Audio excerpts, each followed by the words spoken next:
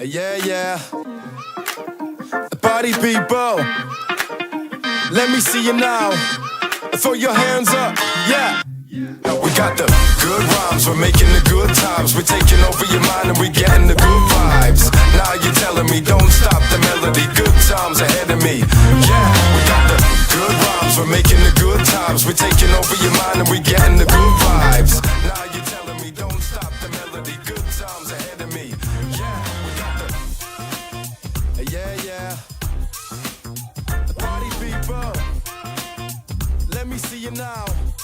Throw your hands up. We got the good rhymes, we're making the good times. We're taking over your mind and we're getting the good vibes. Now you're telling me don't stop the melody. Good times ahead of me, yeah. We got the good rhymes, we're making the good times. We're taking over your mind and we're getting the good vibes. Now you're telling me don't stop the melody. Good times ahead of me, yeah. We got the good rhymes, we're making the good times. We're taking over your mind and we're getting the good vibes. Now you're telling me don't stop the melody. Good times ahead of me, yeah. We got the good rhymes.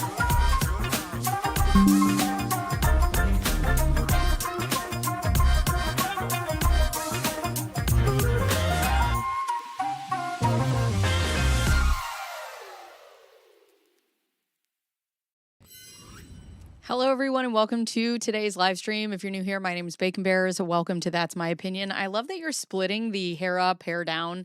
Hair up today because I didn't have enough time to really get ready. Because if you're in my Discord, you would know that my son spilled a Costco-sized gallon of honey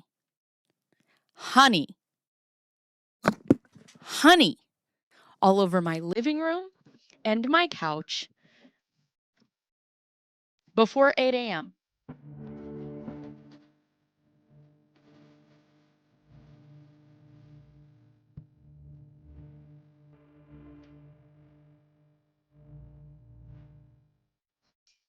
So I wake up this morning and I hear the faint sounds of what I think is water.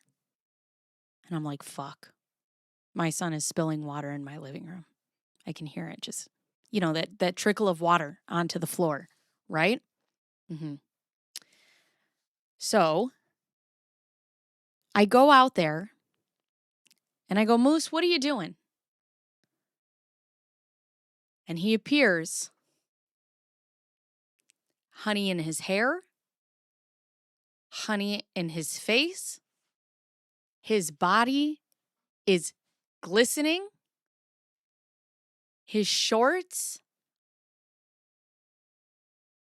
are saturated and crumpled because they're sticking together. And he is just stomping in honey. And I just looked around. And I go, oh my God. And my son, who has echolalia, he repeats everything that you said. So I go, oh my God. And he goes, oh my God. And I go, oh my God. Oh my God. Oh my God. Oh my God. And I'm just like, fuck. So I just take him by the arm and I lead him into the bathroom and I go, get in the tub. Get in the tub. Get in the tub. Get in the tub. In the tub. So he gets in the tub and I just close the curtain. And I'm like, we're throwing your clothes out. We're throwing your clothes out. And so I go and I bang on my sister's door. And I go, Ham? And she's sleeping. I can hear, yeah? I need you to wake up. Okay? Get up. All right. So she gets up. And I said, Moose has spilled honey all over the front room. And she goes, oh. And she comes out and she goes, oh. And I go, uh-huh. And And I said, just make sure he doesn't escape the shower. And she goes, okay. So she goes and gets him in the shower. And I'm Googling how do I clean this up? How does... Challenge accepted. That floor will be clean in 30 seconds flat. Tongue emoji. Fake Laura Owens, I've missed you. Thank you. So I had to Google, and you have to scrape it up, and then I put some like Dawn power wash on it and let it sit for a second, and I have a steamer. So I'm like, okay, the couch is trashed. Right. Sometimes, but the couch is trashed. So we took that to the front of the house on the street. Just come pick it up. And now I'm like steaming it. And it's all getting easier. It's coming up. And I'm steaming it and there's soap, and then I'm like cleaning it up, and then I steamed it again, and then I'm cleaning it up. But now just like everything is sticky. Yeah, the sofa's fabric. Yeah.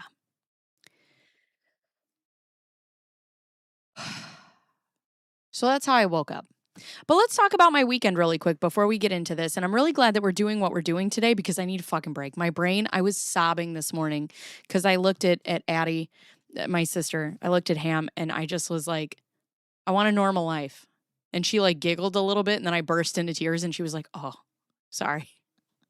And I'm like, just why does every day have to be a fucking nightmare?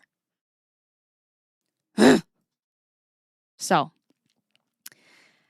anyways, is that covered over? Yeah, it's whatever. It's okay. Everything's going to be okay. I'm going to steam it again tonight. I'll just keep steaming it.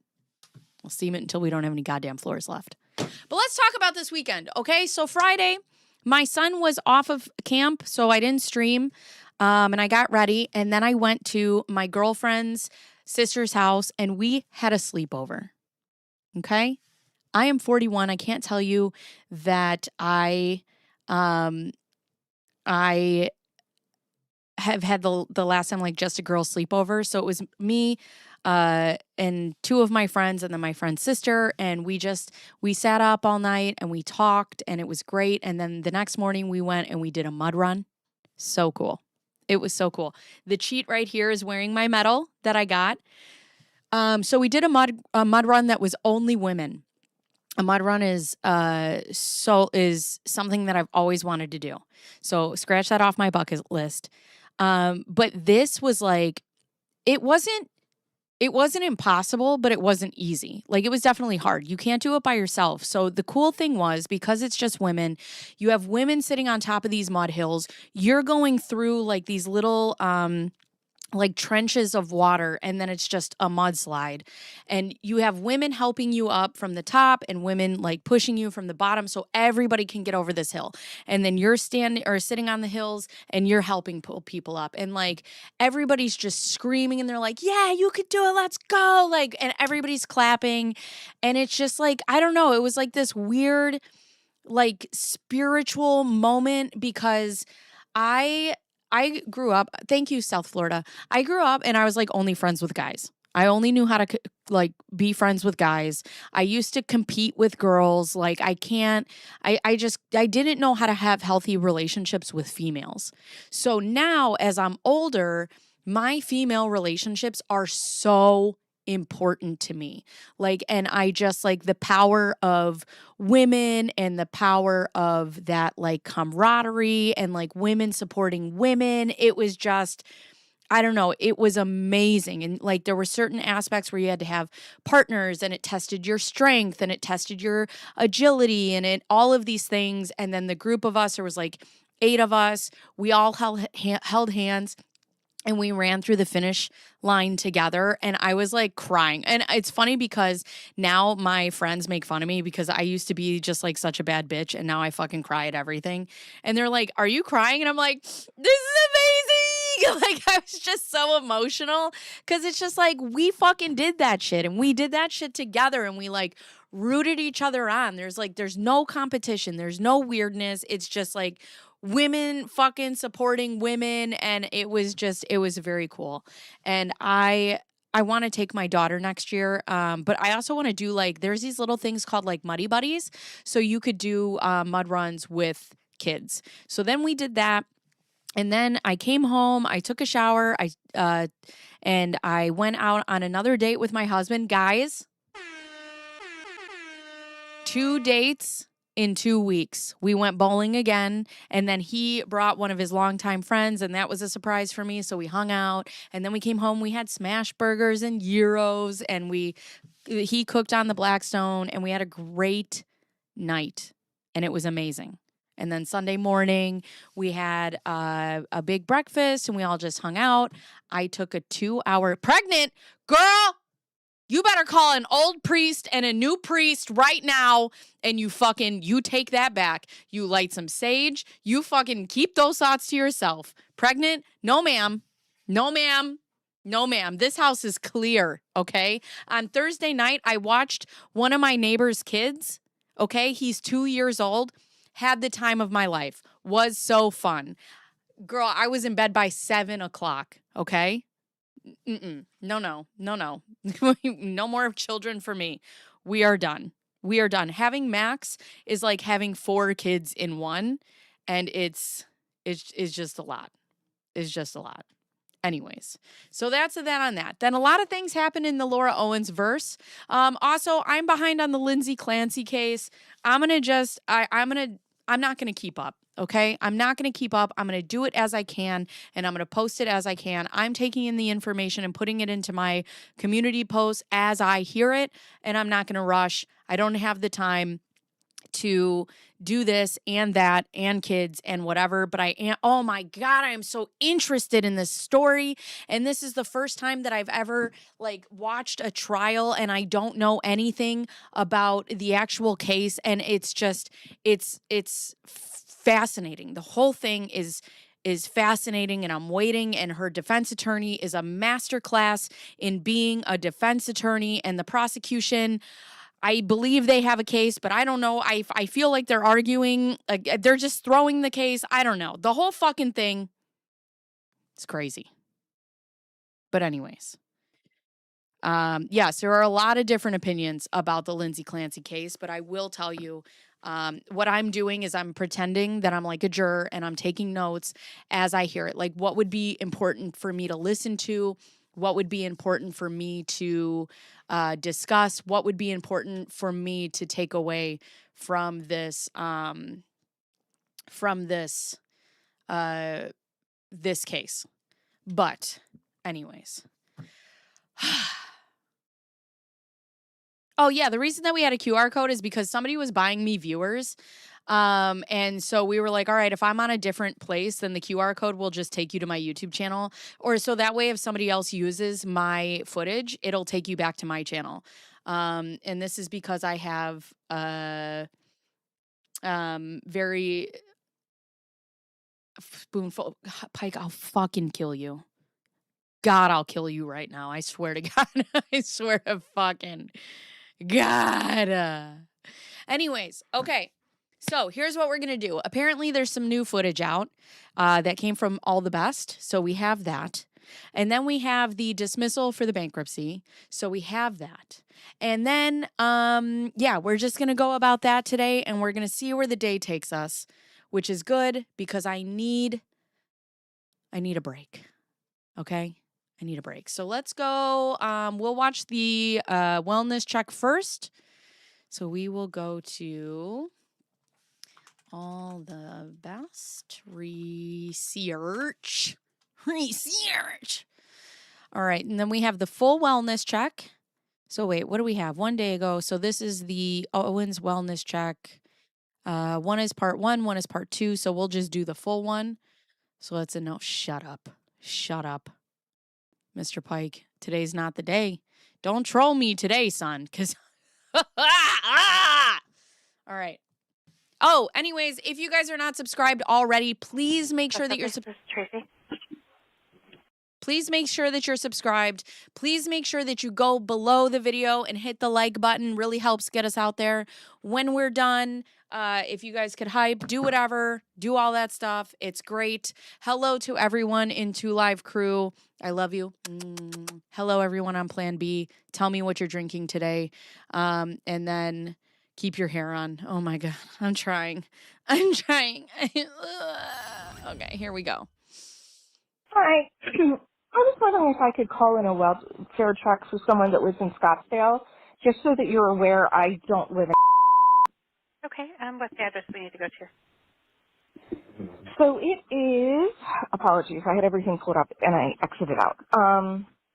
You might be very familiar with it. It's,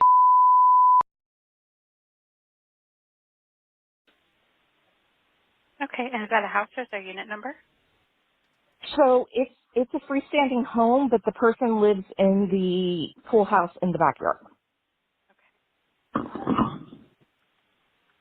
Is the main house occupied? Yes, it has her 2 elderly parents. I don't know where I like to be over here. Okay, and who is it we're checking on? Her name is Laura Owens. I'm sorry, you said Owen? Yes, Owen, S as in Sam. Okay, and how old is Laura? She's, don't know her exact date of birth, but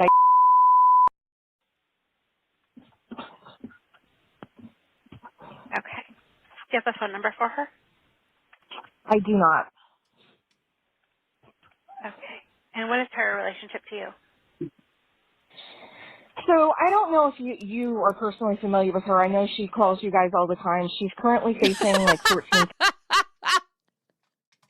don't know if you guys are like familiar with her. She literally calls you guys all the fucking time. She's got you on speed dial.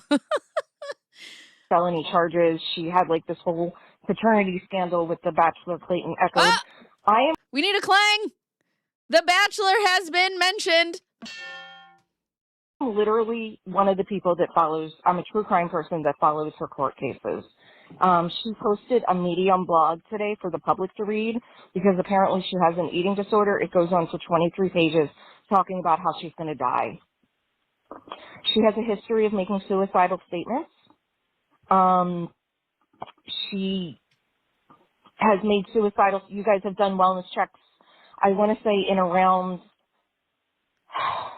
I don't even remember when it is now, like the last couple months, because a podcaster who follows the case, Dave Neal, they sent, someone sent him like an anonymous email that she had attempted suicide. So like you guys have been out for wellness checks before. There was an issue in like 2023 where the FBI actually called one in because she reported someone for something and said that she was borderline suicidal. So this is the thing. She writes a 35-page manifesto that's posted online talking about how she's going to drop dead any day. What is that manifesto? Is that the one that we read where she said she mentions about the Malaysian flight? Hi, Kris Jenner. And if you want a link and there's a way for me to provide it to you, I can certainly link you to what she wrote. Yeah, I can have the officer reach out to you. They have to have contact with you and then have the means to send a link. So you get to review that. I'll have the officer contact you. Okay, that's perfect. What is your name? So my name is And last name? And what state are you in? Okay, and what is your callback phone number?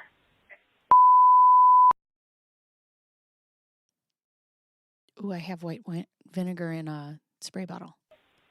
Thank you. Okay. All right, I've got the basics in there from what you've given me. So I'll get that over to the officer, have him review it. I'll have him give you a call. Okay. Does it come from like, will it say like Scottsdale Police or unknown number? It'll Just so likely that I show know. blocked or restricted. It's usually one of our patrol officers, and they usually call from a cell Perfect. phone. So yeah, it'll come in as unknown. Right, Perfect. I remember Just so this that, now. because you know, spam calls are fun nowadays. So that Oh, way, if right. it comes in blocked or something like that, I'll just answer it anyway. Yeah, of course. Okay, great. Thank you so much for your help. Yeah, you're welcome. All right. Bye-bye. Bye-bye.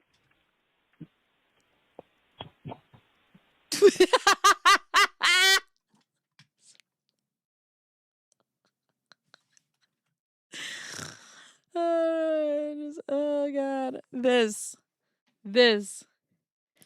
is architecture that was made by the aliens at one point in history, never to be duplicated again. Kind of like the pyramids.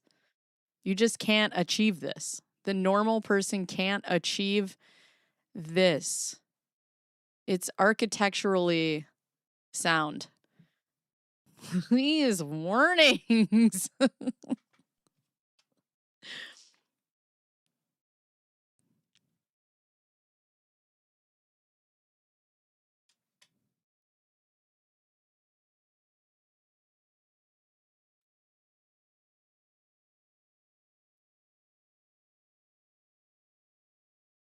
I always write articles about my personal issues and publish it so people I don't like can read.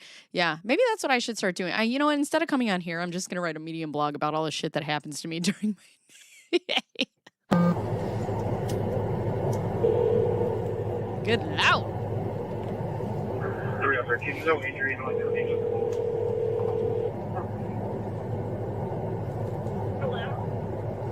Hi, is this?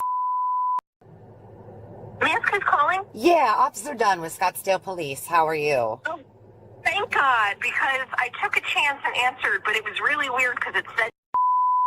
Yeah, no, that's okay. I mean, we use phone apps to make phone calls and such, and it just automatically generates a phone number from the same area code of the call we're making. But yeah, so you called in and asking us to check welfare on Laura? Yes. Yes, it's a very bizarre situation. Yeah, so fill me in. What's going on? Okay, so here's the thing. I have followed this case. I don't know her personally. She knows of me. She's written people email complaints about me. But ultimately, she has this... Who is this? I need to know who this is. She's written emails? Who is this?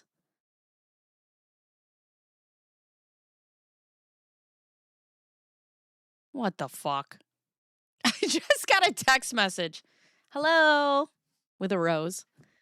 I'm a 23-year-old university graduate currently doing part-time work alongside friends. Thanks to my flexible schedule, I'm free to travel whenever, heart. Mutual respect is very important to me in any relationship, so I do not accept violence or alcohol consumption. I'm open to overnight stays and welcome adult toys.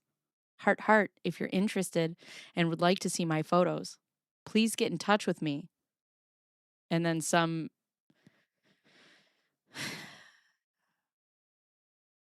Listen, do you know how to fucking clean honey off the floors?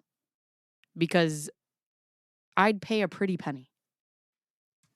It's a trap. It's a trap. No, you'd read my text on screen. I really do need to set my phone up because I get a lot of spam calls while I'm streaming. I want to set up my phone calls so that I can get them on my my soundboard, and then when people call, I could be like, Hello, shoe store? history of making suicidal statements. It's usually manipulative, but, unfortunately, I used to be a social worker. Nobody wants to question anything like that because ultimately we want people to be safe. Right. So I follow this case, and today she posted a Medium blog online that's like 34 pages long, and I can send you a link to it if you want. Sure. But basically, she goes on for like 34 pages about how her eating disorder is so bad she can't control it and she's going to die. She talks about death multiple times. This is jerk. It's very fixated on death. In this particular article, she doesn't make any clear-cut suicidal statements, but you guys have been out to her home before because I can't remember when, but in recent-ish times, like I want to say in the past year, she had somebody had sent Dave Neal, a podcaster, an anonymous email that she had attempted suicide. You guys were out for that. There was another time she filed some kind of report with the FBI and said she was borderline suicidal, and you guys went out for that. So the fact that she has all these risk factors, she's indicted for 14 charges. She's got like multiple court cases across states. She's got, because I don't know how well you personally know this case. I'm sure you're... Oh, yeah. Sorry. You're right. All right. If anybody knows who it is, don't say it. Don't say it. Sorry. That was bad on my part. Sorry. Takesies backsies. All right. Let's just... department knows a lot about her overall. Like, there's probably officers that are like, oh yeah, I've talked to her, but I don't know like how much you've ever actually gotten to tap in, but she's got a lot of risk factors. She doesn't have a lot of support. She does have this eating disorder. She lives with her parents, and like her mom is going to the gym with her every day, and you can see in pictures that she posts online that she looks skeletal. So I really am just concerned for her safety. I'm concerned if this is like a passive way of saying like, I'm just going to off myself. I don't know. I'm not in her head.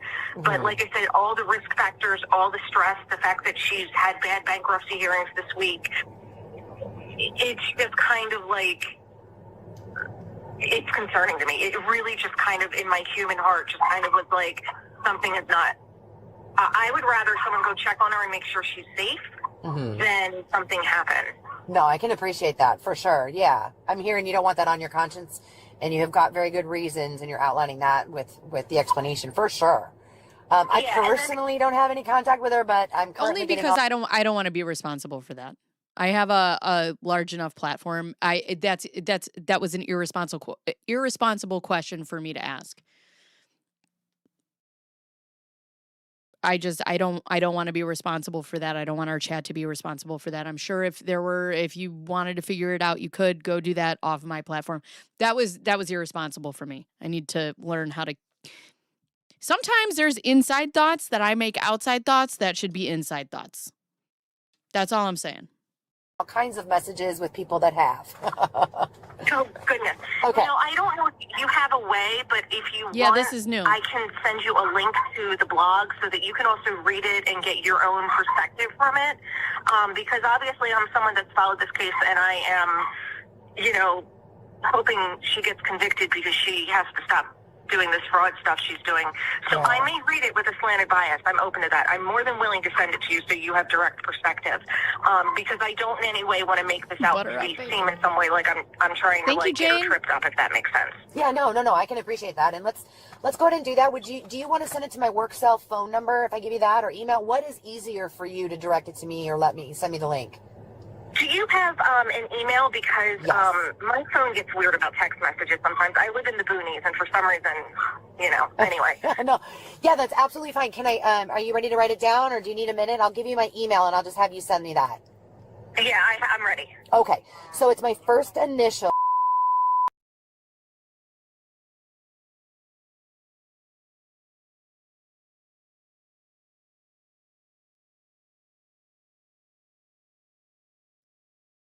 Yeah, of course. And here's the thing, Foxy. We can all joke. We can all say different things. I mean, I can only speak for myself. There's no part of me that wants Laura Owens to be physically hurt, either by herself or by somebody else. And that's one of the things that we've talked about on the stream is that you know, I think she got extremely lucky by finding the men that she did to do this to, because, you know, what we know about violence between men and women, this could have gone very differently for her, and it didn't. And that's the thing. Do I think if she doesn't get punished through the judicial system that she's a danger? Oh, fuck me, man. That she's a danger, if not to, you know, herself, but to somebody else, yeah. And those things need to be stopped. But, you know, this person seems like she doesn't want her to be hurt at all. And I mean, I don't think anybody does. I really don't.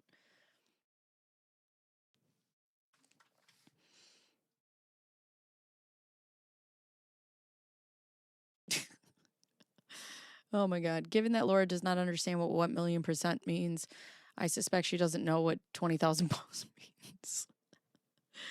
Oh my God.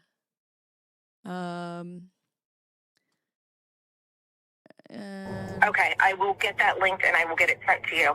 Okay. All right. Well, I appreciate everything. I'm going to run over right now. I've got another partner that's on the way to meet me over there. So we're going to go and check her welfare right now. Okay. Okay, great. Thank you so much. You are so very welcome. You take care now.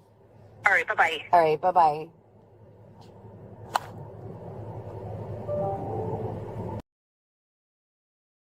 All right. Also, I'm going to put a video of my sister falling down the stairs on Discord. And then I'm going to make it so that when you buy memberships for other people, it's just a GIF of my sister falling down the stairs. Hey. New sofa with washable slip covers fund. Aw, Julie, thank you. All right, here's a video of her falling down the stairs. So goddamn funny. Hold on. Before we get into this, let me just show you. This is going to be our new alert if people buy memberships.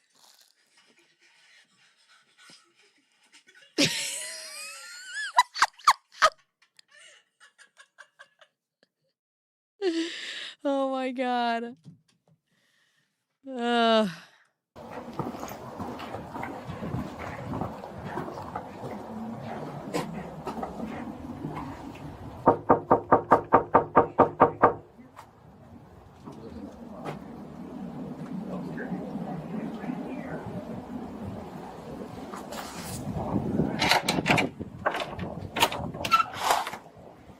Hi, how are you? Good. I'm looking for Laura. I understand she's not in trouble. Okay. I understand she stays in the pool house in the back. Sorry. Yeah, what's up? So someone called. I guess she This has been. isn't a welfare. It is a welfare check. Oh my God. Oh So my God. something that got posted on a blog concerned someone that read it. These people are idiots. Oh my God. Now I didn't Wait a second, take the wait time- a second, wait a second, wait a second, wait a second. Hold on, wait a minute. Hold on, wait a minute. Hold on. Now hear me out, Jan. These people are idiots. Okay? The people in Justice for Clayton have called authorities on your daughter because they are concerned for her well-being more than you have as a mother. And they're the idiots?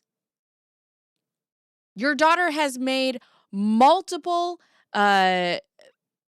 inferences and multiple times where she has said that she has suicidal thoughts and she's borderline suicidal. And I have seen strangers try to get her help more than I have seen her own mother get her help. Who is the fucking idiot? because it was a very long posting. So I'll be honest, I didn't read through all of it. It does look like she's, talking about being anorexic and her condition. Because these and- people have gone after her like crazy. Okay. And so she posted it to say like, hey, back off. That I feel suicidal. She posted it to say that. But obviously she doesn't feel suicidal enough that you're going to call the hospital on her, right? She doesn't feel suicidal enough that you need to take her anywhere. So what you're telling me right now, right here, what I'm taking from what you're saying is that she's writing it on the internet so that people feel sorry for her and leave her alone. She's not actually suicidal because one of two things are happening because both things cannot be true. Either A, she's not suicidal and she's just writing that shit and putting it out there, or she is suicidal and you ain't doing fucking shit about it.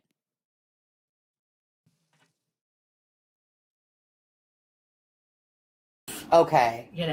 But hang on a second. I just don't want my dog to go. Do you want to come in? Yeah, is it okay? Can we go just check on her? Or? Let me bring her. You want to bring her I'll get here? Yeah, Make I'll you get more her. comfortable? I just Okay. don't want this guy. This guy's a little bit of an escape artist. Oh no, we'll keep an eye on him then. Yeah, I was gonna say you got handcuffs. Get him. All He'd right. break out of them. though. He would. He's too skinny for that. Yeah. Hang on. Let me just call her and have her And come just out. I just got to chat with her really quick and we'll get out of your hair. Yeah. hang on a Thank second. you. No worries.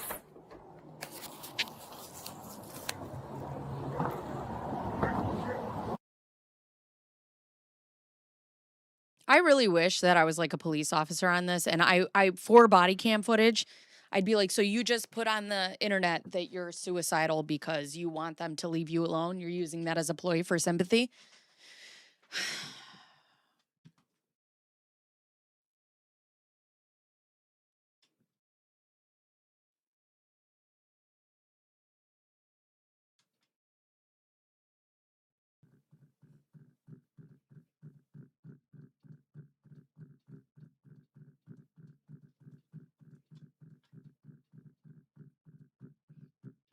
Thank you, Bruce. Now I'm mad. Now I'm mad.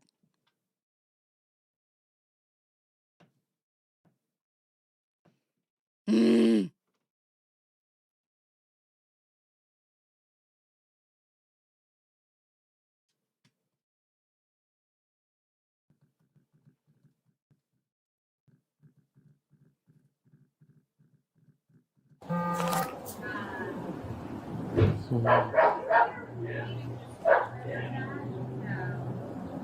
Hi, Anna.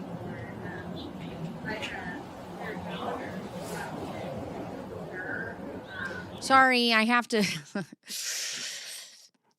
You see, I had to walk 3 miles to the casino. It was uphill both ways. It's a long journey back to the casino. I'm sorry it took so long. There, I had to make a left at the gas station for more cigarettes. Laura had to do the bun thing and put it out. It takes a very long time. It's a structure.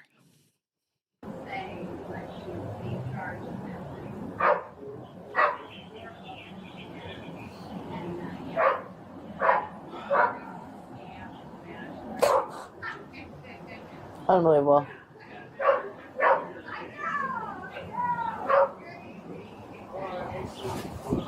What is she saying unbelievable to? Hold on, I'm going to boost here the voices.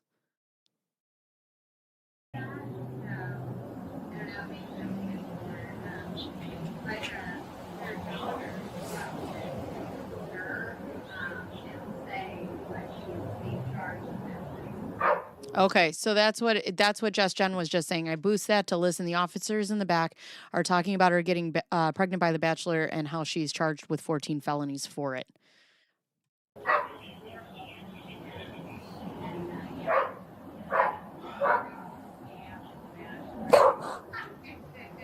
Unbelievable.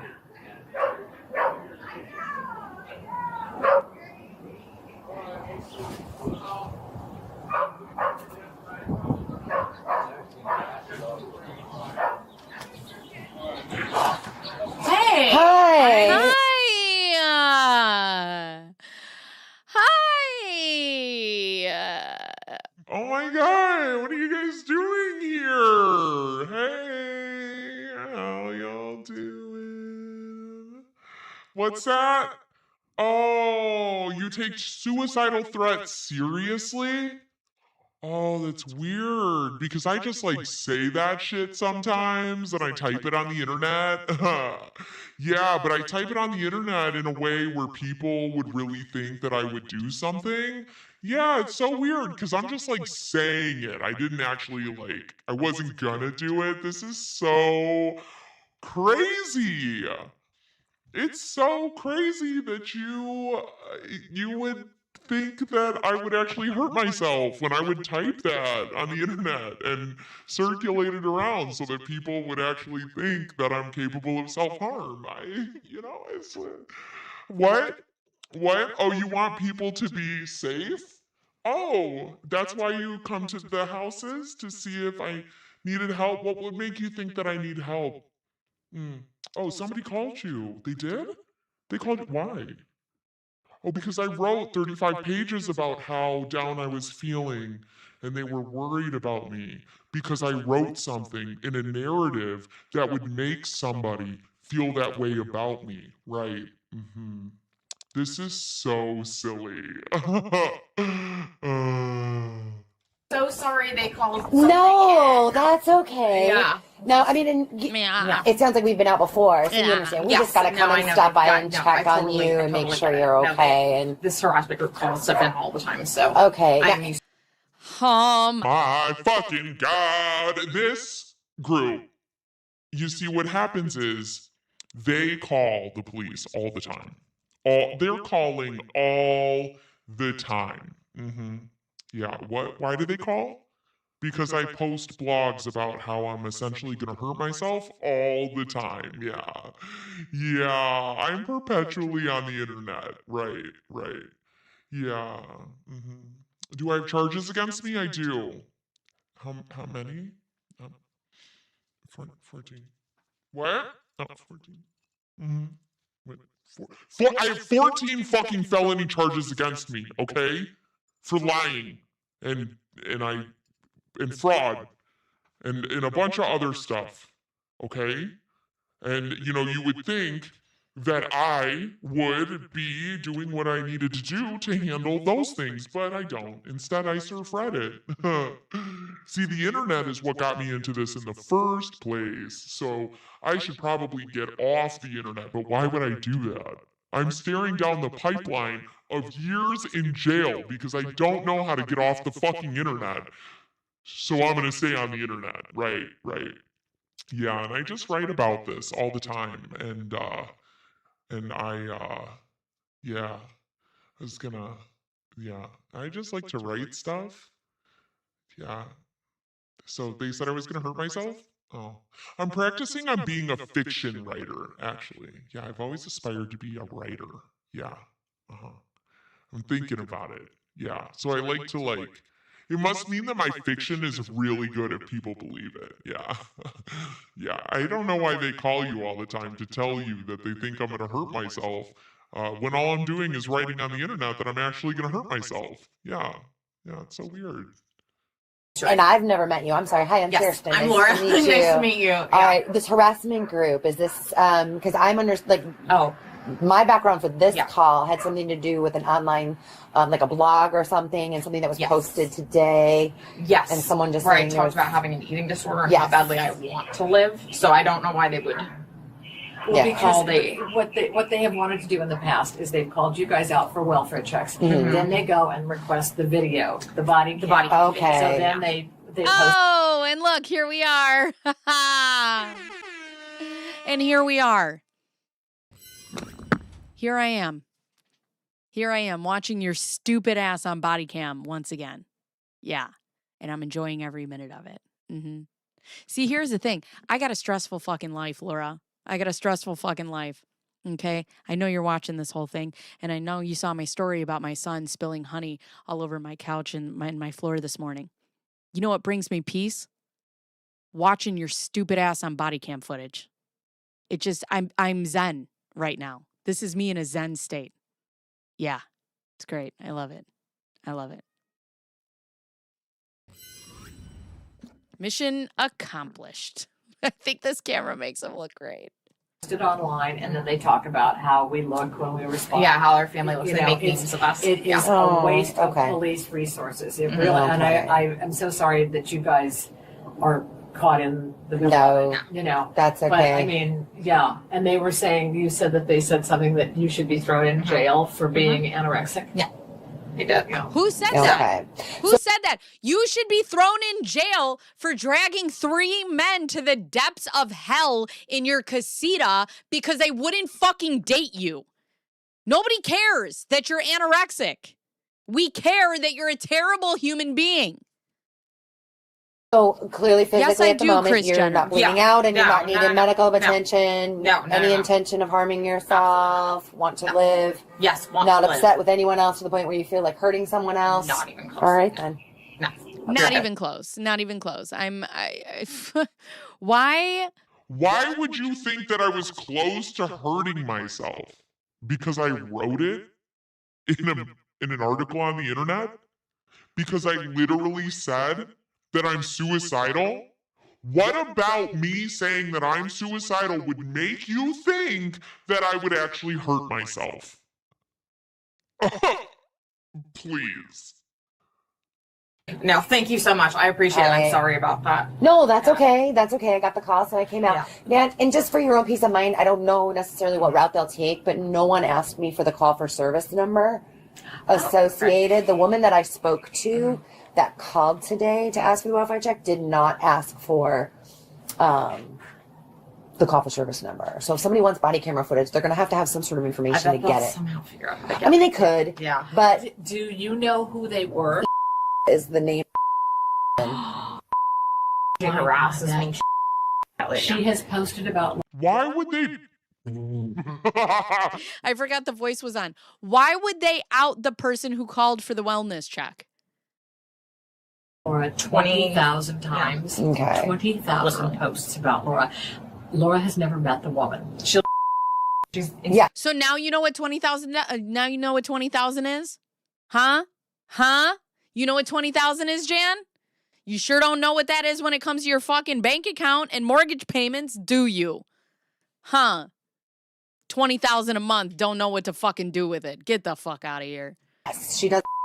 I just spoke with her briefly before I came over She's here. literally insane. Yeah, Okay. she's absolutely a stalker. She's obsessed with me. So Okay. and she's not concerned about me at all. She wants body cam footage. They all just want body cam They footage. want So- something, they feel like they have a community and that they have somehow bonded. We don't feel, we do, bitch. What the fuck? Shut up. Shut up. What's your community? Population 2? Because if Ron could run, he'd be the fuck out of there? Yeah, bitch. Stop. Over their hatred of Laura. And Laura had gotten... Why do they hate her, Jan? Tell me. I'll wait. Why do they hate her? Why do they hate her? Is it because she pretended to have infertility issues and miscarry? Is it because she pretended to have babies and not have babies because men don't want to fucking date her? Is it because she pretended to have cancer? Thank you, I like hula. Is it because she pretended to have, what was it, fucking Asherman syndrome? Is it because she sucked up resources from the courts so that she was wasting their times and other people couldn't fucking use it? Is it because she bled Michael Maricini and his family of more than $200,000? Is it because she bled Greg Gillespie and his family of more than $300,000? Is it because she still owes Clayton Eckerd over $200,000? Is it because she couldn't get fucking rejected, so she just like ruined 3 men's lives, and those are the only ones that, well, we know more, but they don't want to come out, so I'm not going to out them? Could it be that? Could it be that? I'm just wondering. Tell me. Why do people hate Laura, Jan? Why?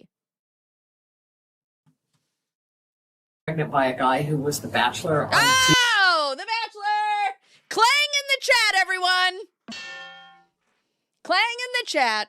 Right. Oh, yeah. I'm sorry. Thank you, Deb.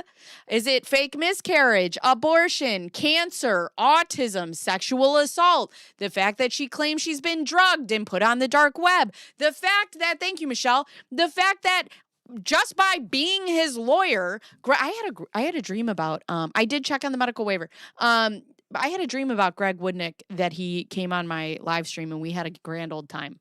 I'm manifesting. But anyways, just by being his lawyer, that she accused a man of rape.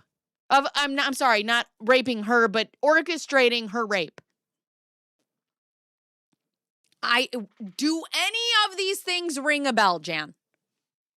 You can ring my bell, ring my bell. Ring a ring a ring. Because I could lay out all those things, throw a fucking dart, and hit one legitimate reason on why people hate your daughter. Legitimate. Can you spell legitimate, Jan? TV. And so then he decided that she wasn't really pregnant, even though she tested positive for a pregnancy in front of him and has medical records and all of that stuff proving that she was, and photographic evidence and the whole thing. Okay. She had a miscarriage. No, she doesn't. No, she doesn't. No, she doesn't. She had a miscarriage when? June? July? August? September? October? November? When?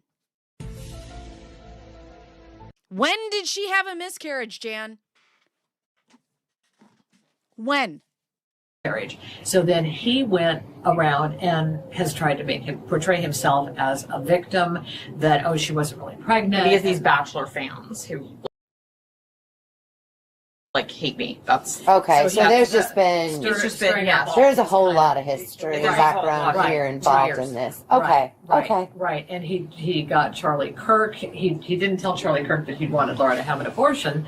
But Yeah, he Mom. told I mean, Charlie Charlie needs Kirk to know that- all the. Yeah, There's it's just it's there's a 2.5 big year. history. Yeah, and that's all I need to know. I mean, she's just crazy. So Yeah. Okay. Yeah. But is there any way that you could maybe contact her and tell her that to make false reports is not?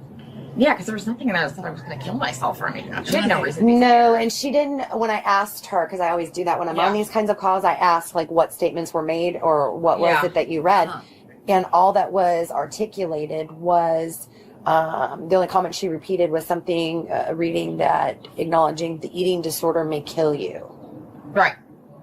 And so, and honestly, I tried to start. I don't talk about my eating disorder. I go to Barry's twice a day, but I wrote a Medium article on how I have anorexia and how JFC gave me anorexia. But then also in that article, I write that 84 pounds was the goal. Riddle me that, Batman. With a phone call to you instead of coming to your home, because I thought, okay, everything that I'm hearing, I think I'm just going to give you a quick call instead of coming by. Right. I just couldn't get you on the phone. Oh, shoot. I am So you sorry. probably I had missed a number with the dog same down. area Yeah. code. Okay. I don't know. When I dial phone numbers from my app, it just automatically pops up with the same area code that your phone number has. A few moments ago.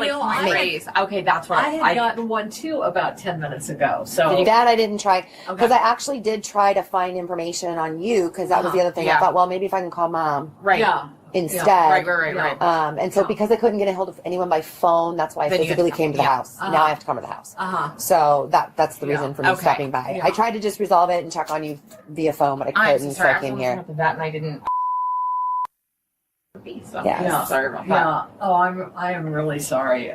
I mean, it's awful because we also think like, if we really need help, and we've called the Scottsdale Police Department before and said, hey, these people are doing this, but it's like, if we really needed help, would you guys be kind of like, well, it's a phony baloney thing. So. Oh no, we'll come every time.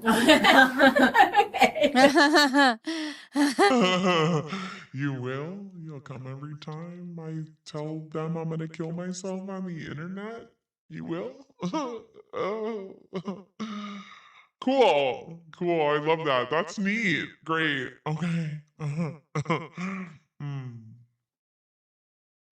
Yes, we will. All right. Okay. Okay. Well, we just, we feel bad about it. Yeah. Don't feel bad. Yeah, That's what I'm here for. Just do my job. Glad you're okay. Yeah, definitely. So I have no intention of, I can't call her back to ask your point.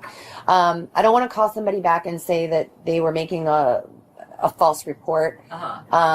Because in her, like the way she explained it to me, and I'm just saying this is what it was explained to me, was that based on that comment. Why, you know what, as the cop, I would like to ask her, why didn't you just show her the article? Show her the article where she said it and why this person was concerned. So you didn't write this? You didn't write this. There was some concern that maybe you needed some help or resources. Right. No, what they wanted to do was harass and embarrass. Because I do get that. And I get things. Nobody needs to embarrass you from outside sources. You guys do that all by yourselves. Like this all the time. They're like, make them stop calling. And I'm like, I can't. Yeah, exactly. Everyone needs to be able to call the police, and then we get to filter through it. Right. So I've filtered through.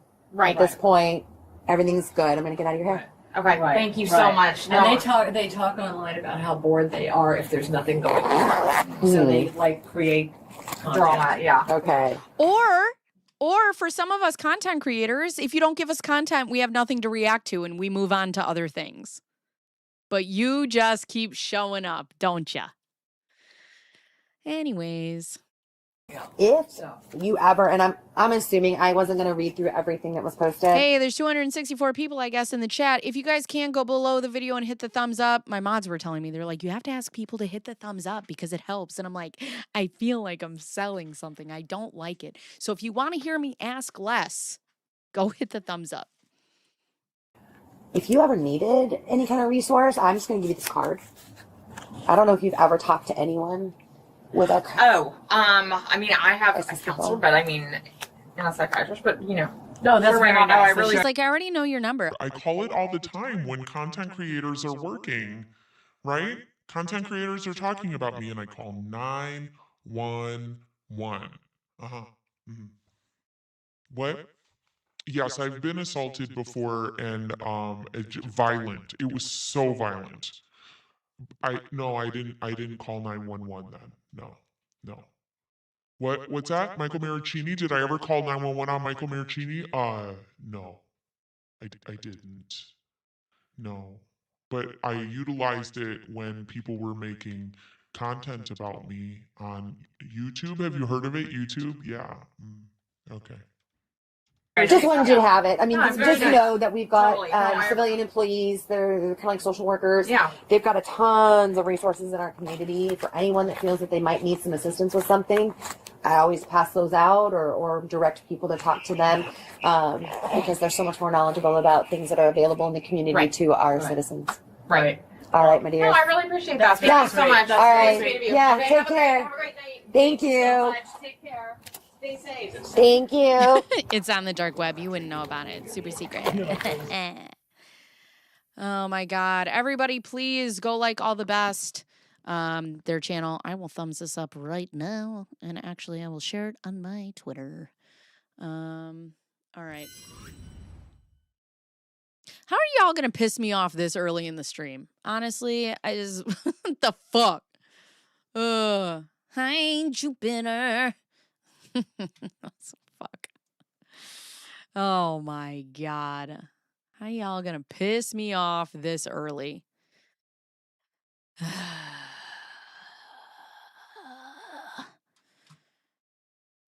Yeah, make sure you guys all like All the Best stuff.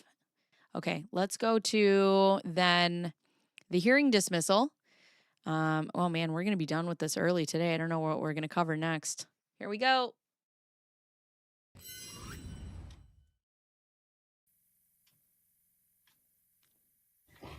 In the case 26-05144, Elizabeth Naylor and Ronald Owens.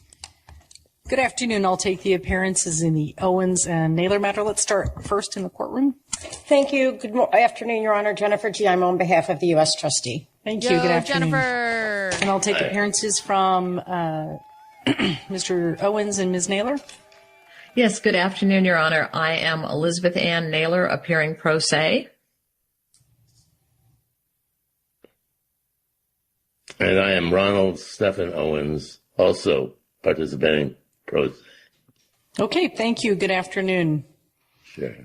All right, let's go ahead and get started. We've got two matters on calendar. This is the time set for continued Chapter 11 status conference, as well as a hearing on the debtor's motion to dismiss this voluntary Chapter 11 case.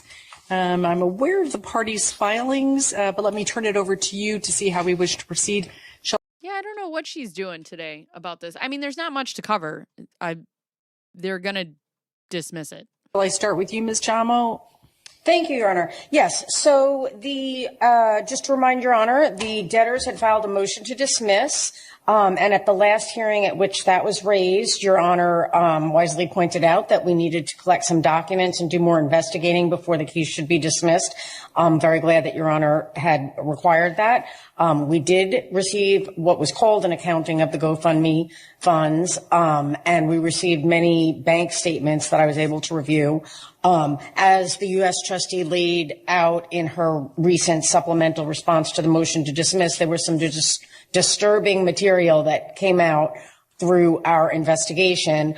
And for that reason, the U.S. Trustee's position is that there's definitely bad faith here and the case should be either converted or dismissed. And also, as laid out in our supplemental response, we think that based on our analysis of the assets, that dismissal with a 2-year bar to refiling would be the wiser choice because there does not appear to be really any sure collectible assets in this case. All right. Thank you. I did have an opportunity to review your supplemental response at docket number 89. Tell me more about why the recommendation is for a 2-year bar to refiling. Often we use a shorter period if there's a secured creditor looking to foreclose, or a longer period if we're looking for litigation to conclude. 2 years is pretty lengthy, so could you give me some additional information about that long period? And also, it's my understanding that Ms. Naylor and Mr.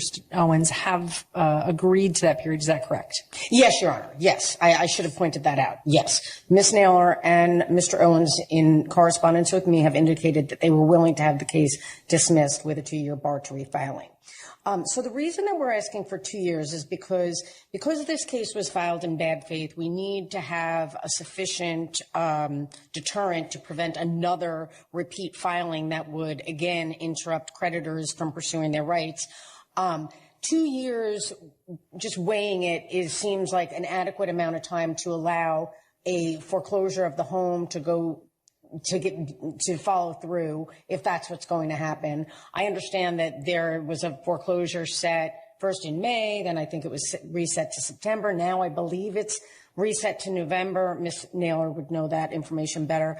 I don't know what is going on with that process, but it seems to me that that is the driving force behind these bankruptcies is the house, right? So I think that we absolutely need to give the creditor sufficient time to foreclose on the house if that's what's going to happen. I think 1 year might not necessarily do it, especially if they're trying to work something out.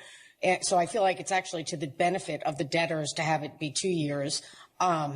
So wait, did you just say it would be to the benefit of the debtors to be 2 years? Well, yeah, because maybe that gives because if there's that much leeway given to the mortgagee to foreclose on the property, maybe they'll be a little bit more willing to spend some time trying to work something out with them. Oh, I see. Oh, doubtful. So should the mortgage company have additional time during which Ms. Naylor and Mr. Owens cannot file bankruptcy, they may be willing to enter into negotiations during that elongated period. Right. Exactly. I understand. Thank you. I don't foresee the mortgage company doing that, only because they've had an opportunity to put forth payments and make good faith payments, and they have not done that. So there's that. And also there were 2 lawsuits against the debtors that those can proceed. And I think that based on the information that we discovered and laid out in our supplemental response, there are potential claims, I believe, by GoFundMe Inc. or donors. We definitely need to make sure that there's sufficient amount of time to allow those parties to pursue any rights if they choose. I mean, I have no involvement in that, but just based on my own investigation. So I think. Ooh, girl. GoFundMe may be coming for that ass, girl. 2 years gives an adequate amount of time and is proportionate to the bad faith that we've seen Charlie! here. And it gives an adequate amount of time to allow creditors to pursue their rights in state court, which is really what we want, right? That's the best interest of the creditors. And yet it doesn't completely foreclose the debtors from refiling should the need arise later, but there's a sufficient buffer with a 2-year bar so that creditors won't be harmed yet again. Okay. Thank you for explaining that. One reason I had asked is just because there was the pending foreclosure sale. The court previously declined to extend the stay. Yes. And so it seemed that the mortgage company could move forward. Plus, under Arizona statutes, they could. From what I think we looked at it on Thursday, and I think it was up and still running. We know it is? Oh, boy. Closed within 90 days anyway. So it just seemed like a long period. I hadn't really considered the idea that a longer period would actually motivate the mortgage company to engage in negotiations. Have you seen that happen before? No, but I don't know why the mortgagee is continuing to move out the foreclosure date. So I'm assuming that they're working with them. That's all. I really don't know. I mean, I've tried to reach out to them and they've not really been very responsive to me, to the banks. So, that's just one factor, but I do believe that we should have sufficient time to allow creditors, not just the creditors that were listed in the schedule, but other potential claimants that I mentioned in our supplemental response to pursue claims against these debtors without a bad faith bankruptcy filing. Okay. Another area of inquiry, and you did address it in your supplemental response, was just whether conversion would yield any distribution. I read what you wrote, and I certainly appreciate that trustees are loath to have cases where we have animals that need care and food, et cetera. It ends up costing them money as opposed to yielding benefits for creditors. So I certainly understand the reasoning of the U.S. trustee there. Is there anything else you want to tell me, not necessarily specifically with animals, but any of the other assets in the the opportunities for recovery? Well, Your Honor, I should mention to you that while the case was in a Chapter 13, there was a short time during which these debtors' case overlapped with the filing of a Chapter 7 case by the debtor's daughter, Laura Owens. And the attorney Laura representing Owens mentioned. Oh boy. the Chapter 7 trustee in the Laura Owens case was Terry Dake. And I know that he was very actively looking into potential assets. And if you recall, there are some businesses that are co-owned by the daughter and either Miss Naylor alone or Miss Naylor and Mr. Owens with the daughter. And I did reach out to him to ask him what his professional opinion was as to whether the preferences made to the daughters is something that he looked into, and whether there was any assets that he could conceive of, either in the Chapter 13 case or in the Chapter 7. And it was his opinion, just to me, in an informal discussion about it, that this did not seem like a good case for conversion. So we did factor that in. I didn't put it in the pleadings because it wasn't a real formal discussion. It was just something that I had run by him because of his familiarity with the case. But I did agree with his assessment based on my own analysis of all of the assets that are disclosed. Okay, thank you for that additional information. And I do recall a prior hearing you had mentioned Mr. Dake was involved in this case in some respect. So now I understand it's with the debtor's daughter. Yes. Okay. Yes. All right. What else do you want to tell me? Your Honor, I think we just pretty much laid it out there. We think that there's definitely concerns, but in light of the financial situation, conversion would not make sense. It would be really a burden, I think, to any Chapter 7 trustee to ask them to take on such a case. So I do think that dismissal with a 2-year bar is the only way to handle it because of the bad faith. I do think there was a lot of bad faith, and that because of that, that's why we should have a little bit of a longer bar on refiling, because this is one of the worst I've seen in terms of... Oh my God. Because this is one of the worst I've seen. Misstatements, misrepresentations. And I would ask that that's what Your Honor do, especially in light of the fact that the debtors are agreeable to the 2-year bar. All right. Thank you, Ms. Jamo. Thank you. All right. I note that there are a number of individuals who are appearing by Zoom. I'm wondering if there's anyone present who wishes to be heard before I return to Ms. Naylor and Mr. Owens.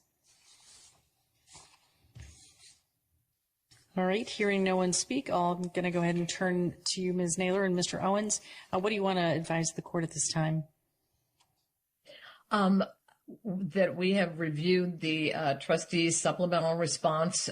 We agree with the final recommendation to dismiss the case with a 2-year bar, but we would like to state respectfully for the record that we dispute any insinuation of any sort of fraudulent intent or bad faith as pro se debtors. I bet you would, girl, huh? It's funny people like this, that they always want to play so smart, and I'm a Pulitzer Prize winner, and my dad is the Hall of Fame, radio show host, and we're extremely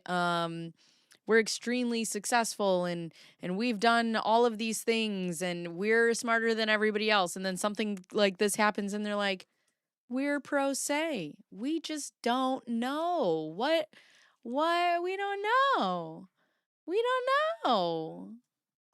The Chapter 11 reporting rules were very complex for us, and any omissions or anything like that were honest, unintentional mistakes that were due to our lack of counsel. And we feel we cooperated fully and provided any of the bank statements. Cooperated fully, even when they asked you to hand in papers and or asked you to come to like one of the meetings and you just didn't show up, like that. Like that, when you brought in all the income that you made from GoFundMe. Oh, wait, you didn't. Like that? Right. Transparent as mud. For 18 months, anything that we could to ensure total transparency. Okay, so tell me about the 2-year bar date to refiling. What is your position with respect? It was represented in the record. Sirocco, that there Anna, I believe. was a stipulation and agreement to that period.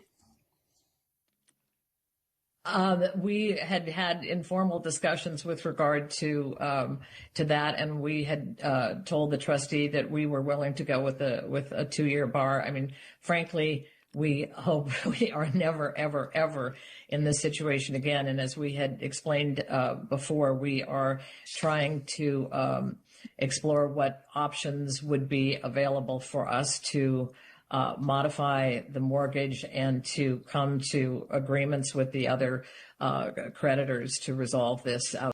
Why didn't you try to modify the mortgage before you just blatantly decided to not pay it? Outside of bankruptcy. Okay. Are you engaging with your mortgage company or others in terms of in an effort to resolve those outstanding claims?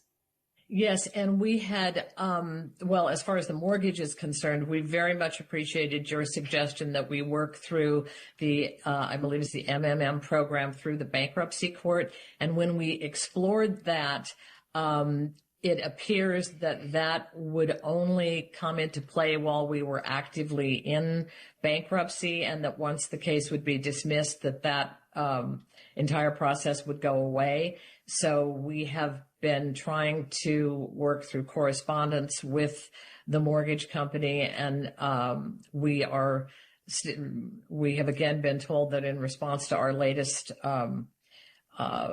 communication with them, our latest letter with them, with the latest correspondence, that they will respond to us within 30 days. So perhaps that's why they maybe have. Charleston, Charlton. There will be no logic here. Stop it. Moved out the foreclosure date more, but we are certainly wanting to work behind, the scenes I guess outside of bankruptcy court with them to resolve this. Okay. Well, very good. I wish you good luck in that regard. Thank you. And thank you again. Good luck. And for your recommendation on going through the mediation program in the court. We really wanted to work with that, but it just looks like that ends when the bankruptcy would be dismissed. All right. What else do you want to tell me? Just that I think regarding the GoFundMe campaign, we wanted to stress that there were no promises that were ever made to the donors, and that this was an effort that was the culmination of my husband's 5 decades on the air, and he and our family. Is he trying to object? What the hell was that? We wanted to stress that there were no promises that were ever made to the donors, and that this was an effort that was the culmination of my husband's 5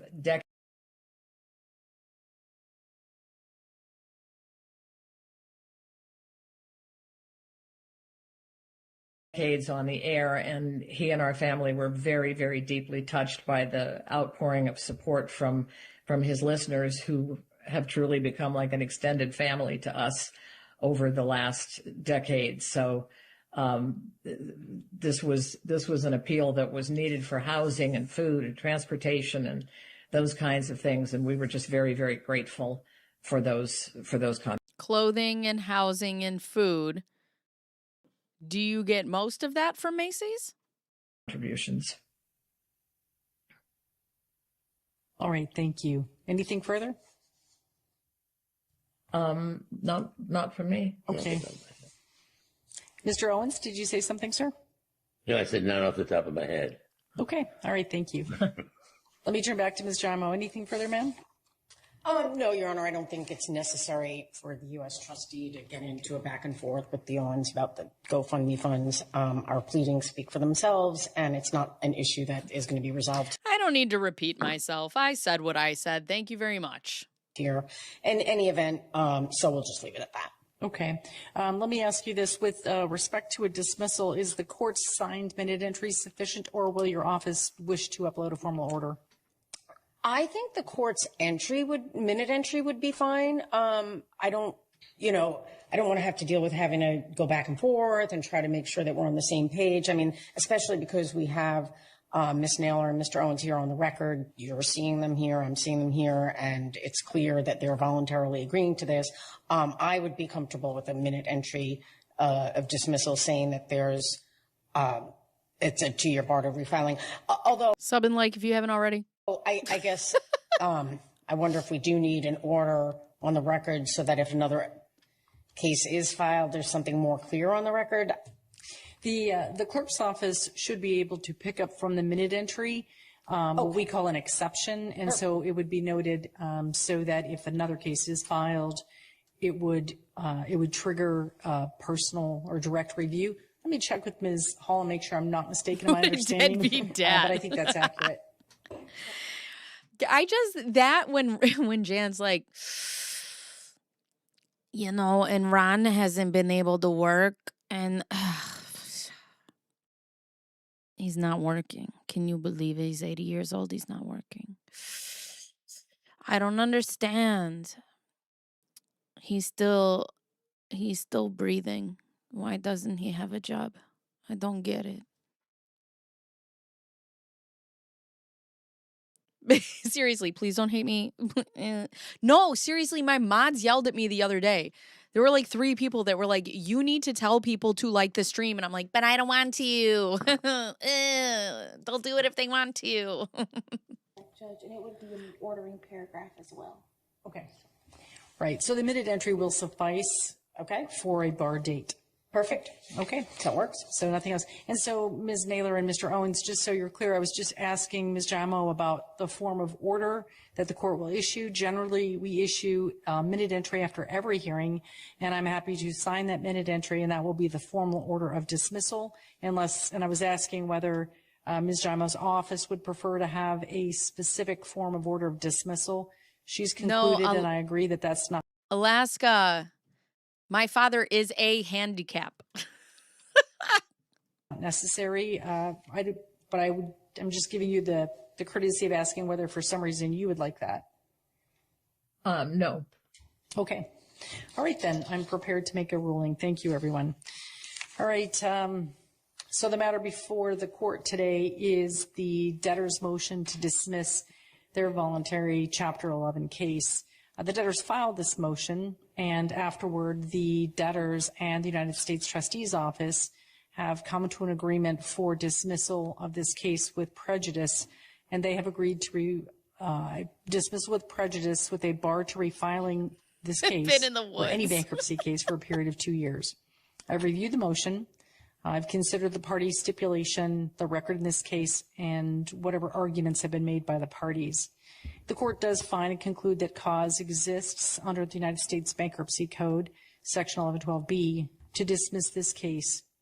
The record does demonstrate that the debtors have been unable to satisfy the obligations imposed under Chapter 11 and upon Chapter 11 debtors, and it's also clear that there is no reasonable likelihood that this case can proceed to a successful reorganization within a reasonable period of time. The court further finds that dismissal, rather than conversion, is in the best interest of the creditors and the estate. I've considered the scope and the nature of assets and the potential for transfers that could be avoided or other claims, and it appears that that would be very difficult and costly for any Chapter 7 trustee. I actually don't believe that you're at the doctor, El Jacquard. I think that you're in a drive-through somewhere telling us that you're at the doctor. To undertake. The remaining question is the scope of any prejudice to refiling. Although the parties have stipulated to a 2-year refiling bar, I believe it's incumbent upon the court to independently determine whether that requested relief is warranted under the Bankruptcy Code and the facts of the case. In particular, since we haven't had an evidentiary hearing. A dismissal with prejudice and a prohibition on refiling constitute extraordinary relief.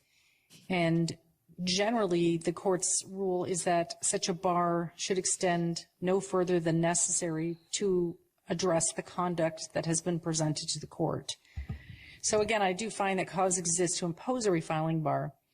The record reflects significant failures to comply with the requirements of Chapter 11 and demonstrates that dismissal without prejudice would not adequately protect the integrity of the bankruptcy process.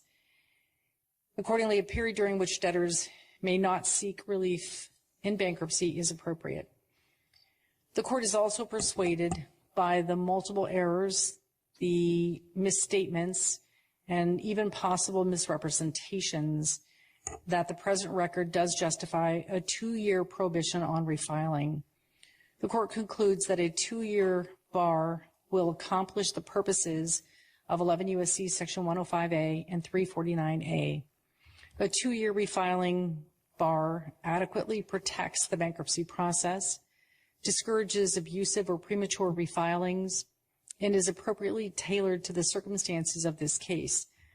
In particular, because the debtors have consented to that 2-year bar, and Ms. Giamo points out an unusual and perhaps novel consideration the court had not previously considered, which is that with more time provided to the mortgage company, perhaps the parties can enter into an agreement or arrangement that meets all the parties' needs with respect to the real property.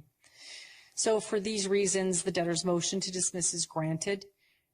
This Chapter 11 case is dismissed under 11 U.S.C. Section 1112B. The dismissal is with prejudice to the filing of any bankruptcy petition by either debtor under any chapter of the Bankruptcy Code for a period of 2 years from the date of the entry of the dismissal order, which shall be the minute entry that will emanate from this hearing. I'm not expecting any additional form of order. Rather, as soon as this minute entry is filed, the case will be dismissed, and that will be the end of the matter. And with that, I believe everything that we were here for today has been considered and concluded. Is there anything else we need to discuss, Mr. Owens and Ms. Naylor? Nothing. No, just thank you very much for allowing us to appear via Zoom with the heat today. It's a lot more comfortable for my husband and for me. So thank you. All right. Well, you're welcome and good luck. Ms. Giamo, anything further, ma'am? Nothing further from the U.S. Trustee. Thank you very much, Your Honor. All right. With that, then we are adjourned. Thank you, everyone. Good luck. Thank you. Thank you. And we like. Okay, so. Yeah, I guess I should have had Tiff. I don't know what a lot of this means, but what I do know is that, no, I don't know if she got away with it again, because I think what we were talking about when we were talking about with Tiff is that if this gets dismissed, then all the creditors can come after the debtors and get their money by suing them, or bringing cases against them.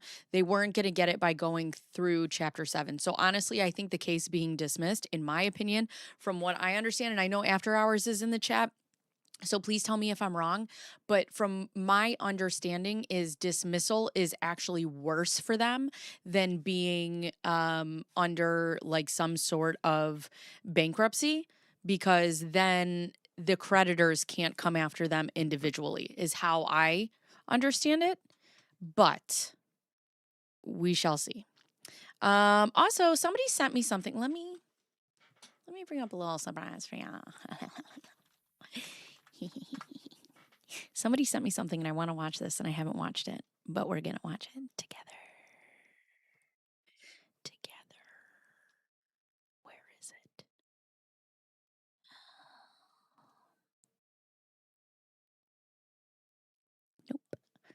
Nope. Is it here? Nope.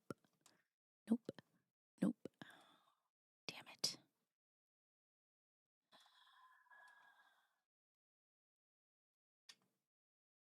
Hold on.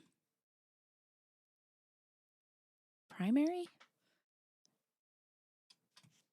Yep. I found it. And we're gonna watch it because it's so funny. This is from the Court of Public Opinion. Miss Fields, who has 73,000 subscribers. I have never seen this. Actually, let me go to the bathroom and then we'll get to it.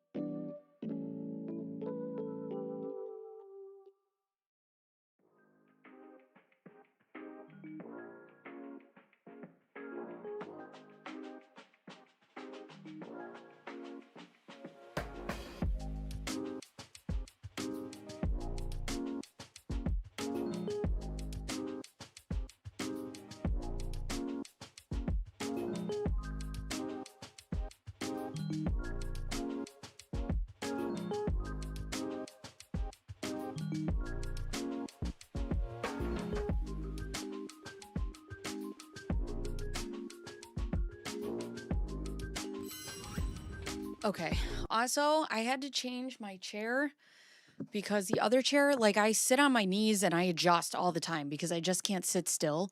But oh, never mind. We can't watch this. Okay. Never mind. I will just put it in my Discord if you guys want to watch it. But I was just told that however this video was obtained is illegal and we will not be watching it. So, thank you for telling me. Okie dokie.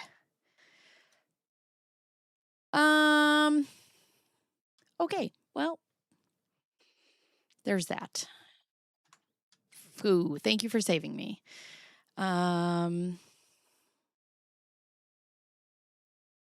Yeah, describe it for us. Slow. I think it's just the video from her bankruptcy hearing, from Laura's bankruptcy hearing. And it's the video of it. Yeah, it was a video recording of the bankruptcy hearing. So, yeah, I won't be getting myself into trouble. So there's that. Okay. I say go for it. No. Nay. I'm not getting myself into trouble. So, with that being said, what else do we have today? Because y'all have me do it slowly. So go watch it on your own. I put it in the Discord if you guys want to watch. So it's the video for her her bankruptcy hearing. That's what it is. You're not the one who recorded it, so you wouldn't be held responsible. Right, but if I'm playing it off another channel, she can take this particular video down. And also just having that information, I don't need to mess with that. So let's go back. We'll just make today a video day. Let's see what Schnitzel has, because I know she's got a lot of the body cam footage. Is a one who in trouble, so it's pretty much fair game. We can only listen to audio. Okay. Let's talk about the options creditors have after the ruling. So they can go after her. They can go after her for they can go after them for what is owed. They can now sue them. They couldn't sue them before and they couldn't go after them because they were under bankruptcy. And when you're under bankruptcy, companies cannot come after you. It's kind of like a little bit of a protection that you have. So that would be why it's bad for them. Whose Discord is it in? It's mine. It's mine. Yeah, I'm not going to risk it. That's okay. I don't need it that bad. Bless you, Mama. Thank you. I appreciate you. All right, let's go to the videos. So we have the wellness check. Let's see what I haven't watched yet. I know we're still in Clayton. Yeah, that's true. That would be encouraging and rewarding. That is true. So let's see what I haven't watched yet. We've watched Greg. I bet you do. It's totally okay. I 100% give you permission. Go for it. Go for it. Thank you for the 5. I appreciate you. So we've watched all of, I also appreciate you guys looking out. Thank you so much. We've watched all of Greg's hearings. We've watched Clayton for himself. We watched Clayton with Deandra. So now we're just gonna watch videos. I'll do more Clayton curated content tomorrow to go through the things that we haven't gotten through yet. But I think today's just a video watching day.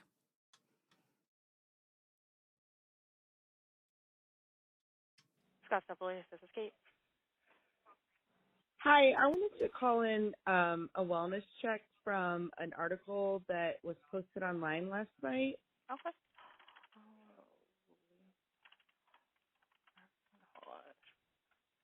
What gives them the freedom to do that now is they're no longer under the protection of bankruptcy. The bankruptcy case has been dismissed. So now the creditors who are owed money can now go after them. I think it's law. Like if somebody's under bankruptcy, you cannot go after them for money when they're under that.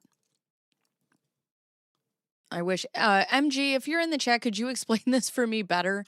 But yeah, I don't think it's a legal loophole. I think that creditors cannot go after debtors when they're under when they've filed and are under bankruptcy, but when they're done, the creditors can go back. It's just kind of like a pause in what's happening.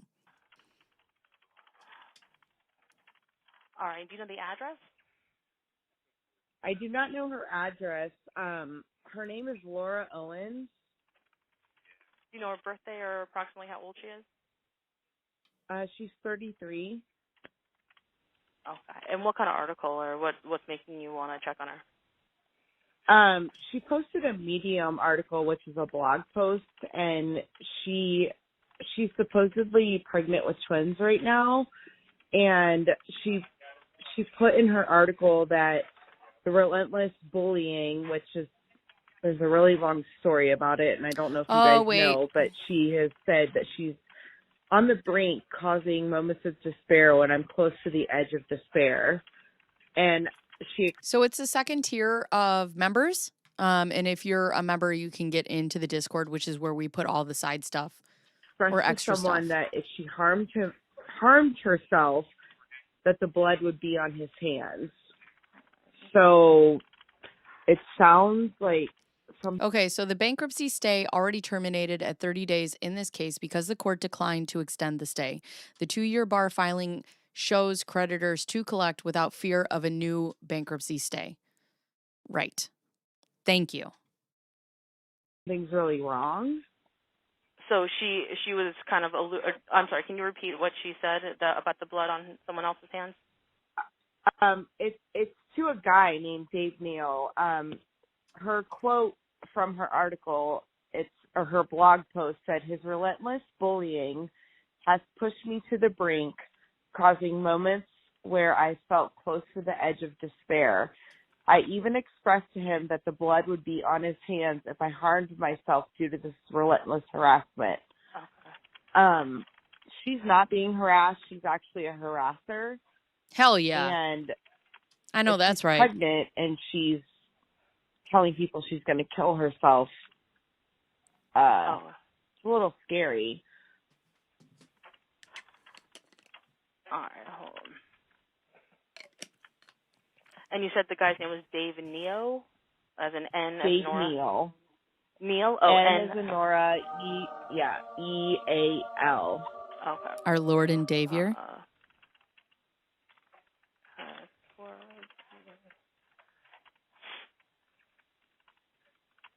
Okay. And why are you calling the Scottsdale Police Department? Do you know that she lives here? I do know that she lives there. Okay.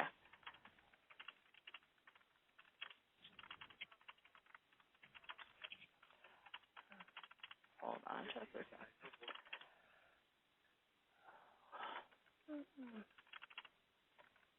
Our Lord and Savior. Ramen.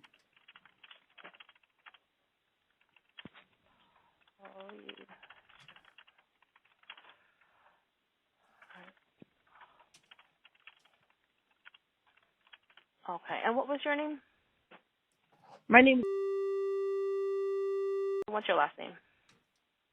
Do I have to tell you my real one because I'm literally scared of this person? Okay. No, that's okay. Do you have a good callback number? I do.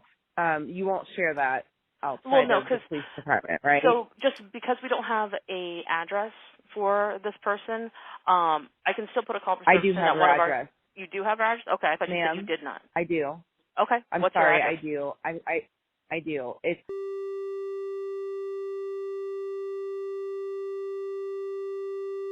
Good Lord. And she lives with her parents, Jan Black and Ron Owens. She lives in the casita in the back of their house. The casita.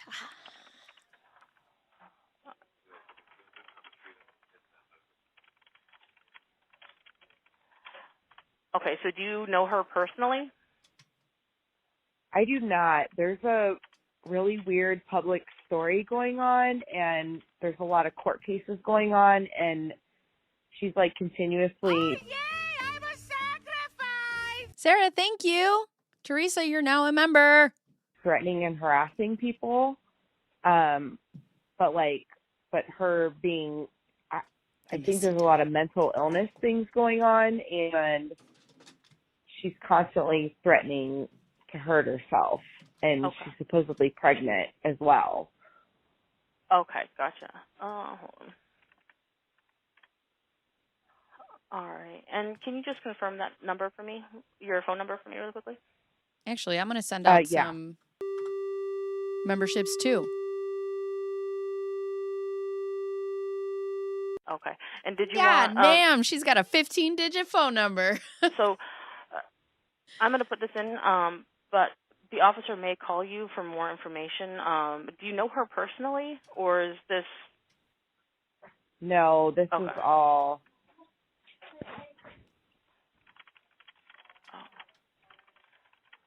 No, this has been going on for like 6 months publicly, but it's just like she posted a blog last night that it just felt like a big spiral, and I'm afraid I honestly think this girl is going to hurt herself or other people. Okay. All right. If the officers don't need any additional information, did you want to speak to them, or did you want them any follow-up from them? Whatever works for you guys. Well, it's up to you. Yes, I would love to know, or, yeah. Okay. Okay. I've got this in. We will go out and check on her and make sure everything's okay. Okay. Thank you so much. You're welcome. Okay.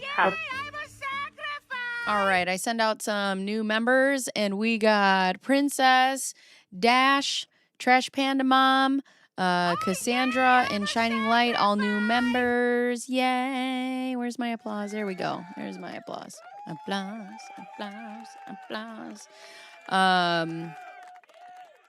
All right, let's see what else we got here. Applause, applause. Oh, I hate that it does this. I'll just go to the oldest. Go to oldest. All right, let's see. So we did that one. All right. So then we have, let's see, this is from December 8th. So here's February 7th. You know what? Open a new link and tab. Let's do that.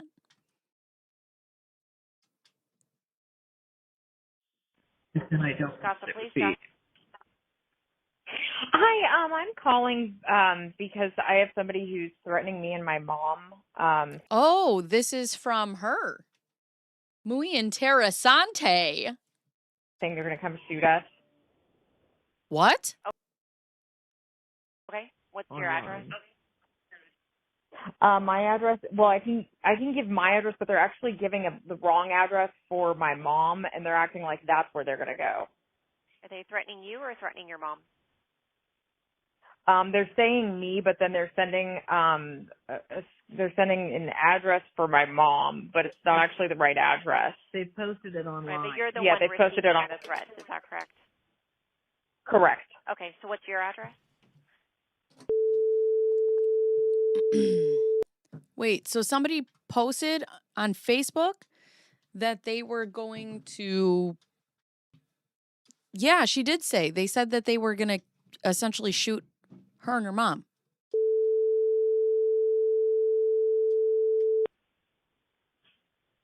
Okay, and your name?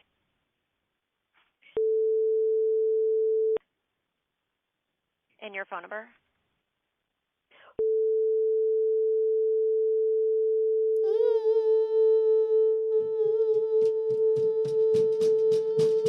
That's my son. Do you hear that? It sounds like water buffalo are running in my living room. That's actually just my son. One day I think he's just going to fall through the ceiling. And I'm going to laugh. If he's okay. I might laugh if he's not okay. I don't know. I don't know. One's there now that you're aware of? Not that I'm aware of, no. Okay. All right. I have the call in to have an officer make contact with you in reference to what they're threatening to make the report. So if you get any blocked or unknown numbers, it might be the officer just reaching out to you. And if for some reason someone does show up in the meantime, just call 911. Okay, sounds good. Thank you so much. You're welcome. Bye. Bye. Blackjack. Blackjack. All right, so we got that. This is stuff I haven't heard before. Here is, wait, what is this? Oh, this is February. Well. I don't think I've seen this. Look at us.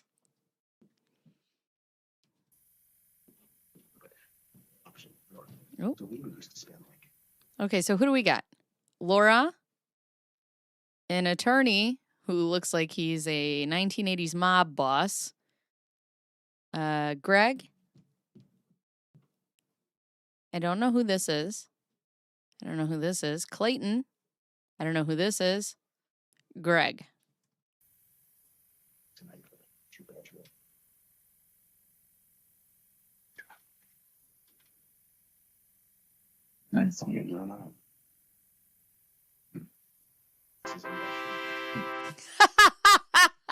My kids are allowed like that too. I hear them running around in my mouth all the time. Ew. Ew. Gross. Always different. Well, that's fine. Yeah, so calm. Travel sucks when you have to go to the same place. Yeah. It's the worst. At least with California, it's nice because I can just drive. Yeah. So. Yeah. And the weather's always good. Especially in the summer. Yeah. Like, can I travel for 2 months? Like, exactly. All right. All rise, motherfuckers. Surprise, motherfuckers. Some fries, motherfuckers. Have you guys ever seen that? That's literally my favorite thing. Hold on. Before we get into this, let's just go over it because now I'm never going to get it out of my head. All rise, motherfuckers. Hold on. Surprise. It's if you guys ever watch Dexter, that's where you know it's from. It's my favorite thing in life ever. Surprise, motherfucker. First prize, motherfucker. Hard eyes, motherfucker. Rude eyes, motherfucker. Supplies, motherfucker. Some fries, motherfucker. Disguise, motherfucker. Some pies, motherfucker. All rise, motherfucker. Wrong size, motherfucker. Super size, motherfucker. Snake eyes, motherfucker. I got highs, motherfucker. All guys, motherfucker. Don't cry, motherfucker. Baptized, motherfucker. Honestly, it does not take a lot. It doesn't take a lot. I just giggles. It gives me the giggles. So every time they say all rise in the courtroom, that's all that goes through my brain. All rise, motherfucker. Okay, we're serious. We're serious. We're all in court now. Be very serious. Heart, eyes, motherfucker. Seated, please. Good morning, everyone. Heated ladies. What? All rise, heated ladies. Because I can just drive. Yeah. Yeah. And the weather's always good. Especially in the summer. Yeah. Like, can I travel for 2 months? Like, exactly. All right. Seated, please. Heated ladies. Good morning, everyone. This is the time set in FC 2023-052-114. Appearances, please. Beginning first with Petitioner's Counsel.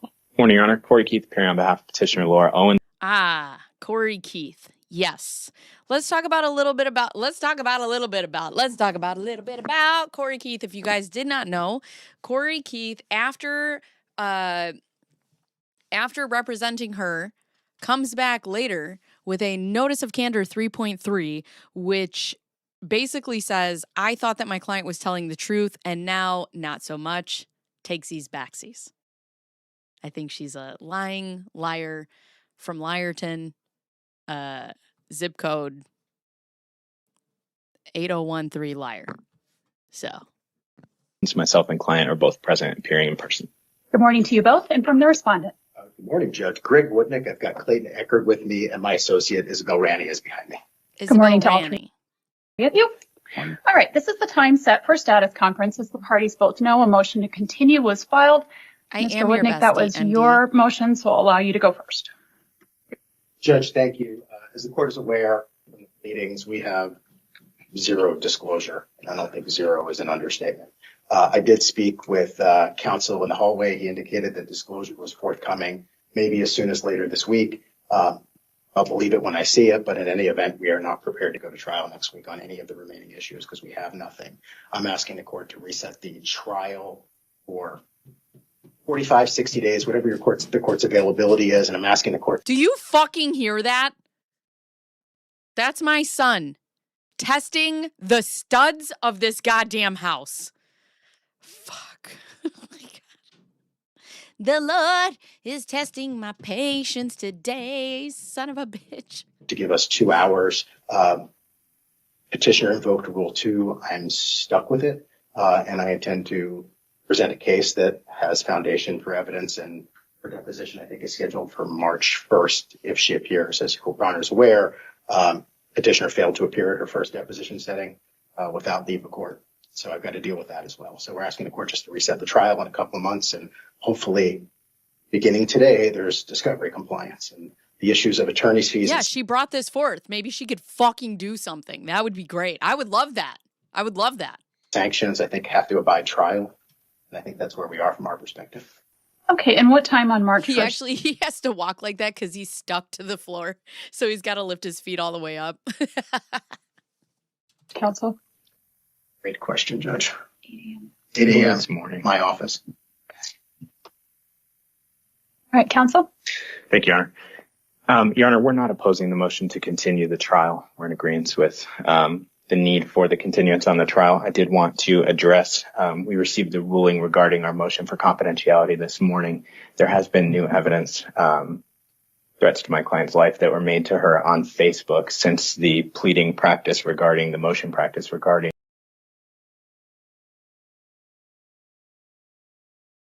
What?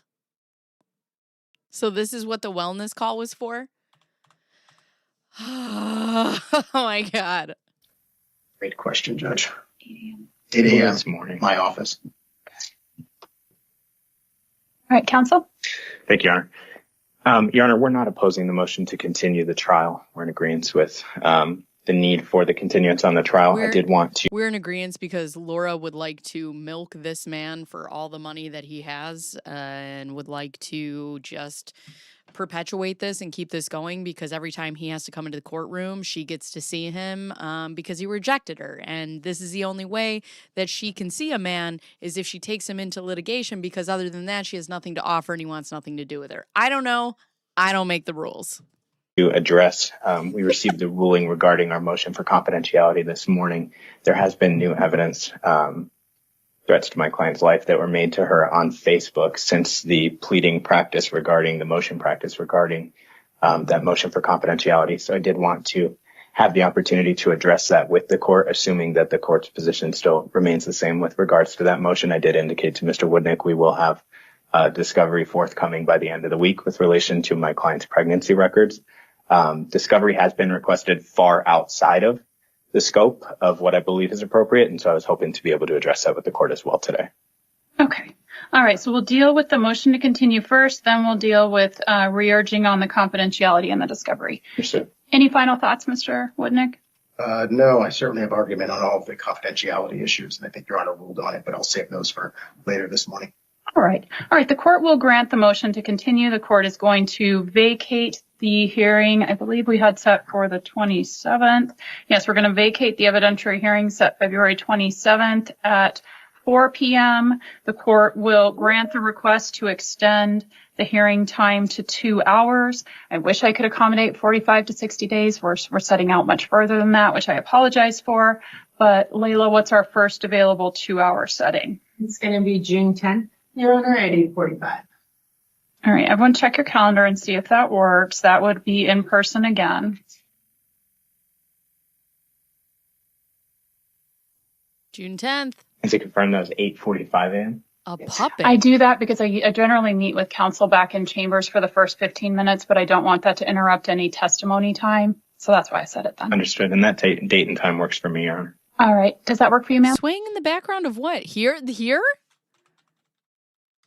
A pom-pom swaying. Oh, here? Down here? That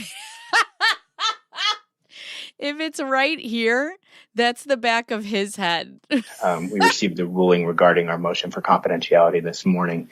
There has been new evidence, threats to my client's life that were made to her on Facebook since the pleading practice regarding the motion practice regarding that motion for confidentiality. So I did want to have the opportunity to address that with the court, assuming that the court's position still remains the same with regards to that motion. I did indicate to Mr. Woodnick we will have discovery forthcoming by the end of the week with relation to my client's pregnancy records. Discovery has been requested far outside of the scope of what I believe is appropriate, and so I was hoping to be able to address that with the court as well today. Okay. All right. So we'll deal with the motion to continue first, then we'll deal with re-urging on the confidentiality and the discovery. Yes, sir. Any final thoughts, Mr. Woodnick? No, I certainly have argument on all of the confidentiality issues, and I think Your Honor ruled on it, but I'll save those for later this morning. All right. All right. The court will grant the motion to continue. The court is going to vacate the hearing. I believe we had set for the 27th. Yes, we're going to vacate the evidentiary hearing set February 27th at 4 p.m. The court will grant the request to extend the hearing time to 2 hours. I wish I could accommodate 45 to 60 days. We're setting out much further than that, which I apologize for. But Layla, what's our first available 2-hour setting? It's going to be June 10th, Your Honor, at 8:45. All right. Bruce is on some Lisa Chen shit today. I still have to watch that too. We haven't watched that. Check your calendar and see if that works. That would be in person again.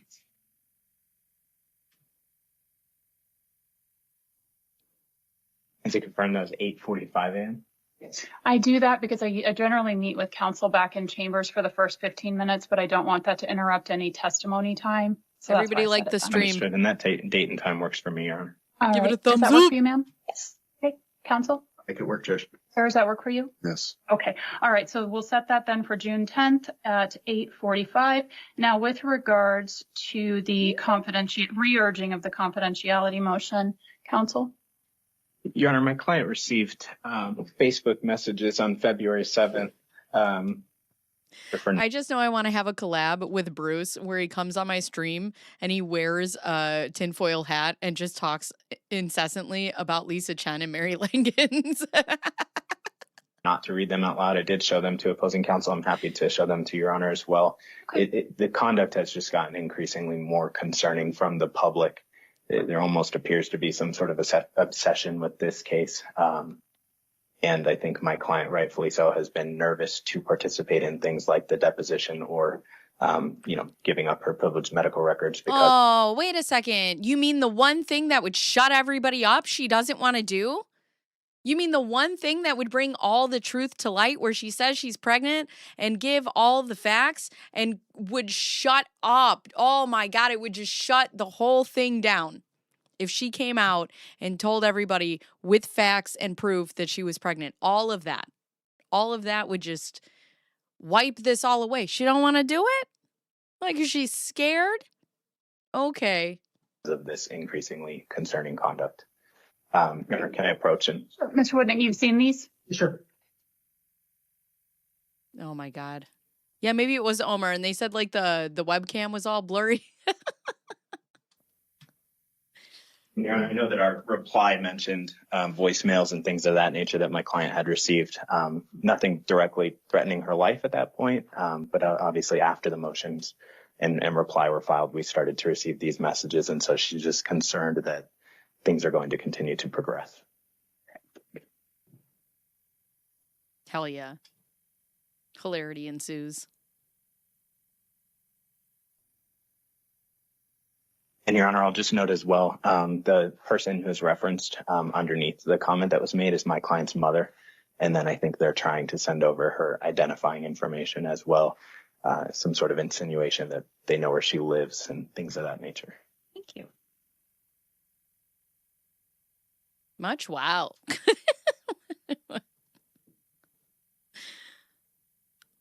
So is Lisa Chen her final form? Is she evolving? Okay, counsel, I'll let you come and retrieve those. Bring. Counsel response? Judge, a couple of things. Number one, in correspondence to Mr. Keith, I asked for some of the foundational information from that. Hi, Lana. Whoever wrote what they wrote on that allegedly to Miss Owens is not my client. He didn't do it. He's not involved in it. So I appreciate that that's not the suggestion here. Whoever wrote that, it's inappropriate, but certainly not a reason to enter confidentiality orders or any sort of sealing, which I assume is going to be Mother's next in the court, that these are both public figures. And I think that... Yes, Vanessa, yes. We'll get there. Anyone who might be mind, please mute your phone or your tablet. Go ahead, counsel. You should vote. We mute. My ADD does not do well with those noises. Thank you. Judge, these are public people. My client wasn't behind whatever that text was. Frankly, there's a level of incredulity regarding that. I'm not so sure that that text is actually real and it wasn't generated. Look at her face. Even with the blur, I could see her eyebrows go, what? What? Uh-huh. Joke's on you, Greg, wouldn't it? The text is real. You know how I know? Because I fucking wrote it. To create an argument to seal or for the confidentiality issue. I can tell Your Honor that we're going to treat Ms. Owens records if she by them. In this case, it's now 7 months along as we are supposed to pursuant to the rules. Just like I'm going to treat her as we're supposed to when I depose her in 2 weeks. But I certainly don't think that some random Bachelor fan maybe put a really inappropriate text to Miss Owens maybe is a warrant for the court to do anything other than remind everyone to act professionally, which has always been my intention. Thank you. Final thoughts? All right. I agree with Mr. Woodnick in part. This isn't his client, in my opinion, that's making these statements. However, when you couple the statements that are being made that appear to be getting progressively worse with the instances that were cited in our reply, the civil welfare checks that were sent to her home, the calls to her personal cell phone. Wait, did I miss a clang? You guys, I just really have to tell you. I really love that we have stuff like, you know, the community just kind of like mutates into its own thing. So I think it's very funny that there's like the Laura Demon voice, that there's question mark, there's a clang. Like we have things that outside of this community, like you have to be in the community to understand it. And I just think that's really cool. It's like a club. I like it a lot. It makes me feel special. The Bachelor.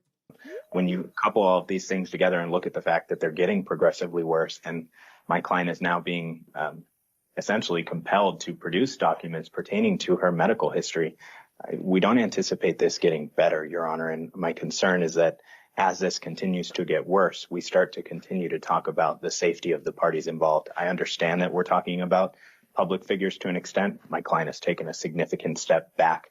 I don't know if, in my opinion, I would classify her as a public figure. She maybe is making statements now to try to defend her. Really? You wouldn't classify her as a public figure? Podcaster? Super CEO? Big boss mama? Huh? Podcaster of the world? What is it? Boots house down?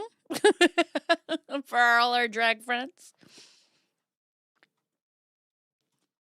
Herself and defend her name.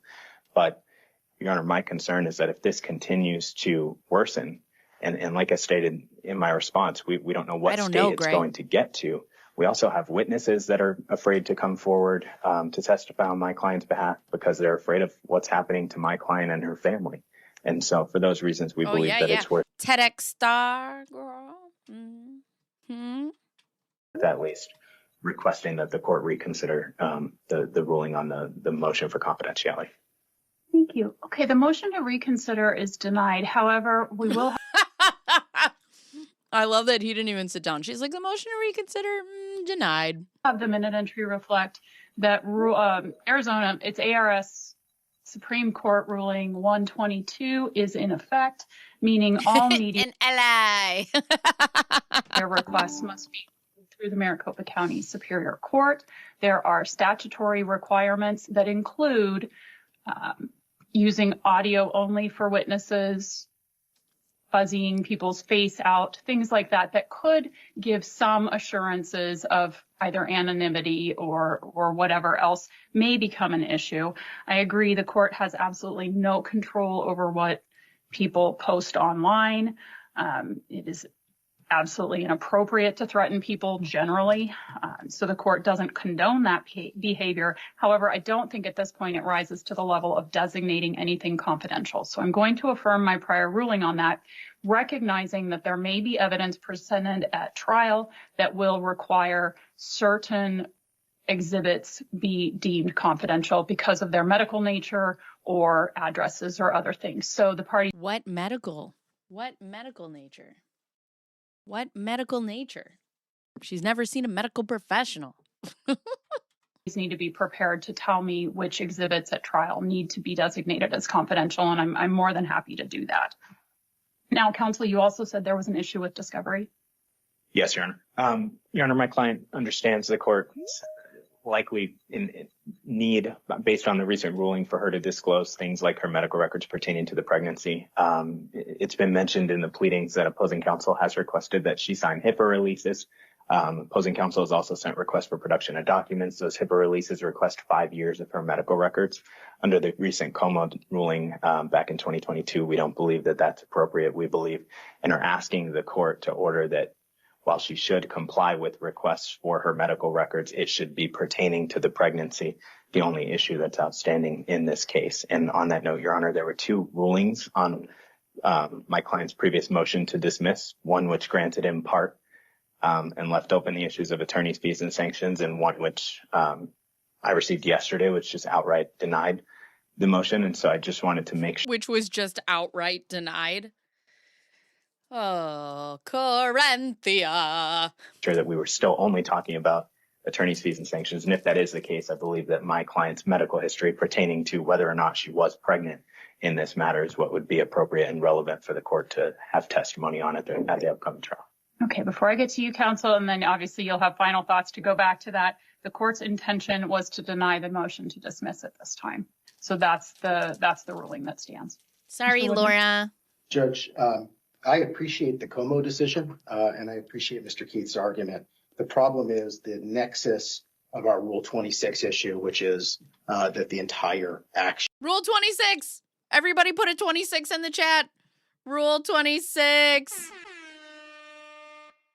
Was filed in bad faith, is not a fishing expedition under Como. Como was designed to everybody stop like and sub parties from fishing expeditions. That's not it. We are looking very specifically for the mental health and medical records that would explain why someone would fabricate a pregnancy, why someone would appear in court in front of Judge Gail Ketsis with a 24-week abdomen, tell Judge Gail Ketsis that they were pregnant, and then magically the babies are gone. Bye. And I think in order for us to do that, we have a right to get the relevant mental health records and the relevant medical records. And I also remind the court that that does include the fact, as we've pled here, that there's a history of the fabricating behavior. That's actually the nexus of our Rule 26 motion. For Rule 26, which, to make a clear record, is really Arizona Family Court adopting Rule 11, Civil Rule 11, not Mental Health Rule 11, but Civil Rule 11. And it addresses the propriety of filings and the propriety of signing filings that were signed by Ms. Owens directly. And she filed them, and then she filed multiple filings after that. And then she said, if you want my medical records, come and get them. Why would I provide them for you? Why would I just give them to you? If you want them, come and get them. If you want me, come and get me, Clayton. Oh, you don't? You don't want me? Okay. God damn it. Say Rule 26. One more time, motherfucker. Every single one of those filings made claims and assertions that this court has an absolute authority over. In order for us to defend or produce an argument regarding Rule 26, we need to have those records. We will treat them appropriately. They are not going to be publicly shared for any that we have any intention of doing at this point. Minky. But it's going to be part of a very public proceeding because Ms. Owens, as recently as 4 days ago or 3 days ago, published an article about these very issues. She's made it pledge. She's the one who went to the Sun tabloid claiming not just that she was pregnant by Mr. Eckert, Judge, but that she was pregnant with twins and posted a visual of the twins that she was pregnant with. Yeah, that stupid ass onesie. Those stupid 2 onesies, bitch. We have a right to all of the discovery relevant to that for the attorney's fees issue, for the sanctions issue, and for the integrity of Title 25 and the mud that Mr. Eckert's been dragged through. I'm not interested in her childhood trauma.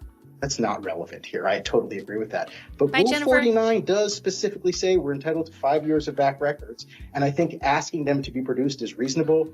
I also remind the court as my final comment, they've provided nothing. When I say nothing, Judge, I mean no medical records, no financial records. Hi, purposeless. Nothing. Even the stuff that is not even controversial, like legal fees. Zero disclosure. So to come to court today and say, oh no, we want to rein in the disclosure is a little bit disingenuous. They should have been providing records along the way because that's what Rule 49 required. Thank you, counsel. Do you recollect Counsel, when the you don't first get zaddy filing was music. that would necessitate records back that far? Yes, it would be 2021 February. August 2021. Okay. Final thoughts, counsel?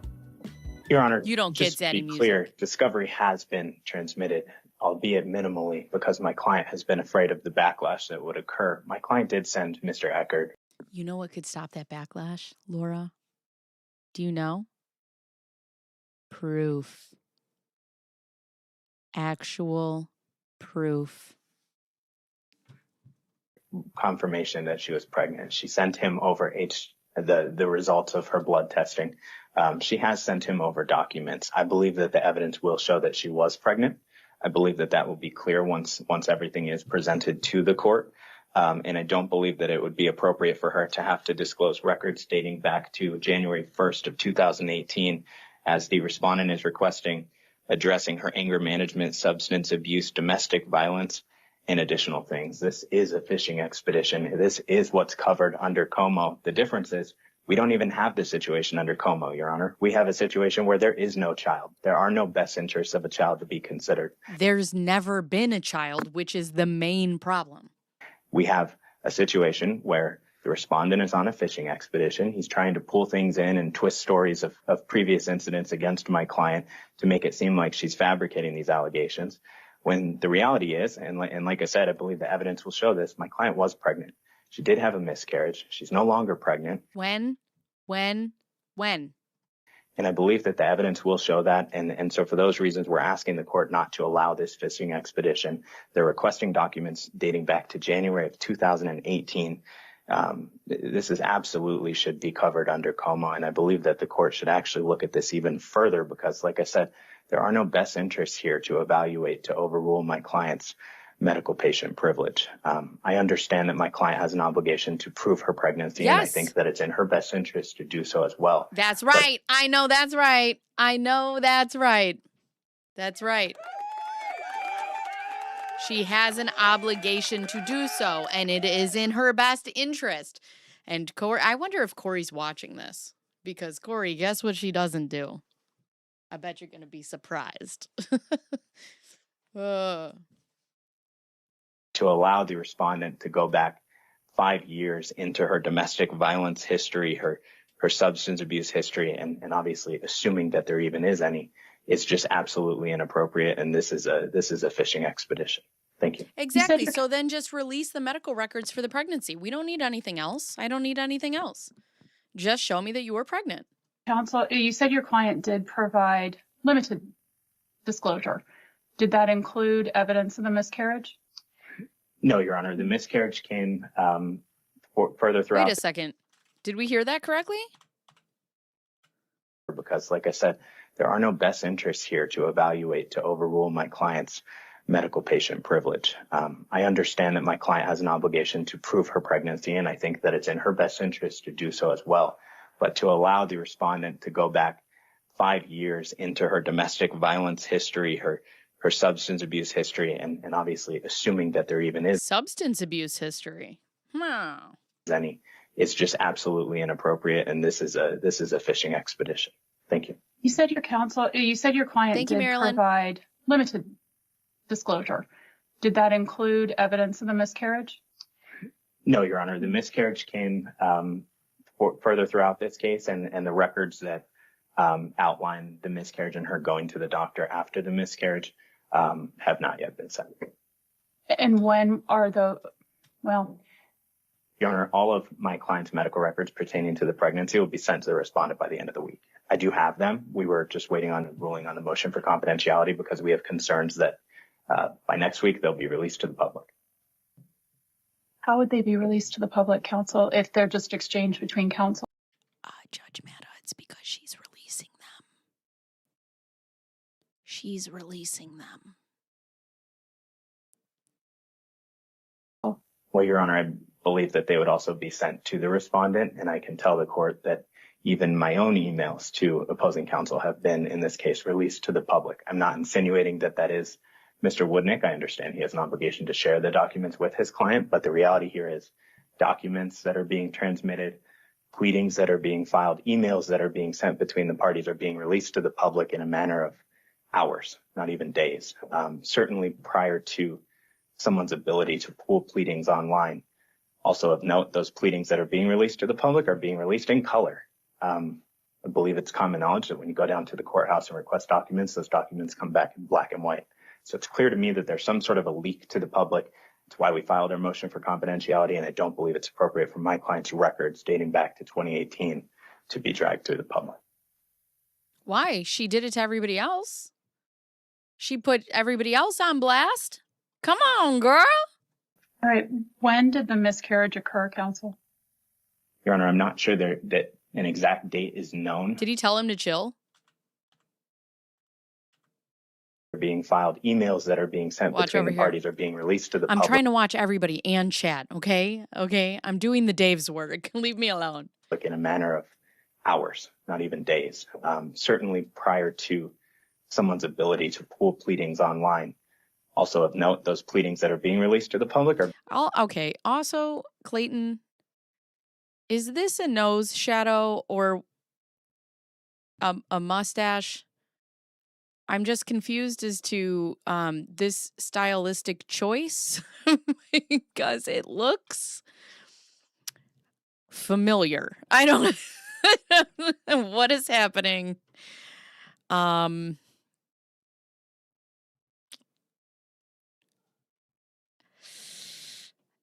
It's giving. Yeah, it's giving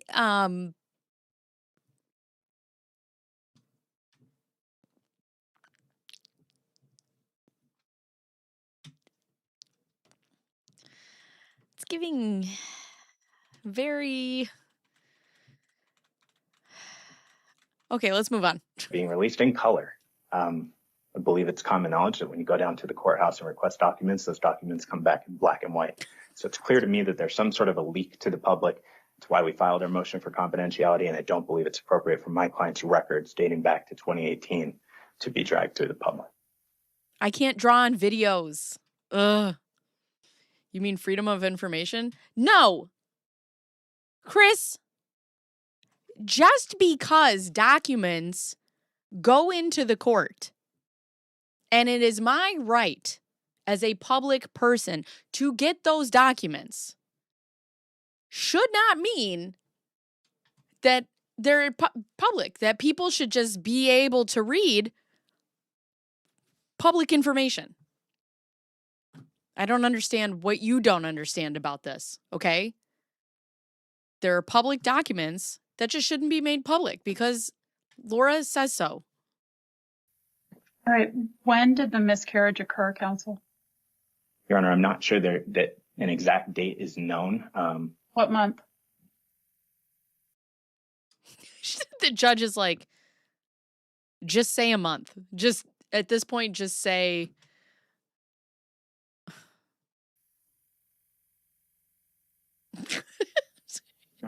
I believe my client went to the doctor in mid-November, and that's when it was determined that she had had a miscarriage. We would believe that it was in the maybe month or 2 months leading up to that time. Okay, even the month or 2 months. You still have October, September. Then she says July. Right? What date? Just listen, I'm going to put up a calendar, okay? You have 365 options. I'm going to need you to take this sticky splat hand and just fucking whoosh. And then whichever one that picks, we'll just also say that one. So previous counsel should have disclosed that. Correct? Well, Your Honor, I believe that the increasingly concerning nature of this case and the request for confidentiality and the request for the dismissal, I believe that given the fact that everything my client sends to respondent is being shared with the media, believe that warrants at least some degree of the court finding her actions to be reasonable. She is actually receiving threats to her life, voicemails on her phone. I mean, this is concerning conduct from the public. And so we were just. Was it not concerning for Clayton when the public was coming after him after she released fucking articles to the Sun? Are we not concerned about that? Nobody cares? Okay. Kris Jenner, I hope you didn't take me seriously. I didn't mean to scare you away. Just waiting on same thing with the deposition. I told Mr. Woodnick we would appear for a deposition if the court ordered us to. We just wanted to have the motion to quash and the motion for confidentiality ruled on prior to doing so because we wanted to have the court's input into if those things were necessary. But counsel, my follow-up question to you then would be, if she had disclosed it in November, wouldn't this case have simply gone away and these issues wouldn't remain? Well, no, Your Honor, because she did disclose the fact that she had a miscarriage. It's well documented in her pleadings. I understand that the medical record. Greg's smiling back here. He's like, yeah. Either, but my client does have a patient. She has privileges that in this case are not only being not considered or not fully. Why does she have more privileges than Clayton? Clayton deserves a discovery. He's being dragged through the mud. He's being brought to a civil court case that he does not want to be a part of. He also has rights and privileges. Considered, but it's being taken even further, and her documents are being. I have no doubt that the second we send over that disclosure statement by the end of the week, all of her records will be on Reddit. And so, Your Honor, I don't. Oh, sad. You mean like she was on Reddit? You mean like that? Believe that I understand where the court is coming from, and I think that had there been some sort of an agreement, we've offered for the documents to be shared between counsel. I've offered for him to come to my office and see the documents. And we've had some discussion about that. Obviously, the recent pleadings, I think, may change that from the court, but it's not. The date on this is February 21st of 2024. Us trying to hide the ball. It's us trying to make sure that my client's medical records aren't shared with the entire world. All right, we'll have the minute at Gray reflect that no party is to disclose outside of themselves any medical or other documentation disclosed between the parties. Including you, Laura. That goes both ways. I don't want anyone releasing any exhibits, medical records, or anything else regarding the other person. And that goes both ways and truthfully should go without saying, but I recognize it does not in this case. I am going to order that the records be disclosed dating back to August of 2020. That's 1 year prior to the first filing. I think that that's appropriate. Mr. Woodnick, do you have a release with you today that she can sign? I've sent that.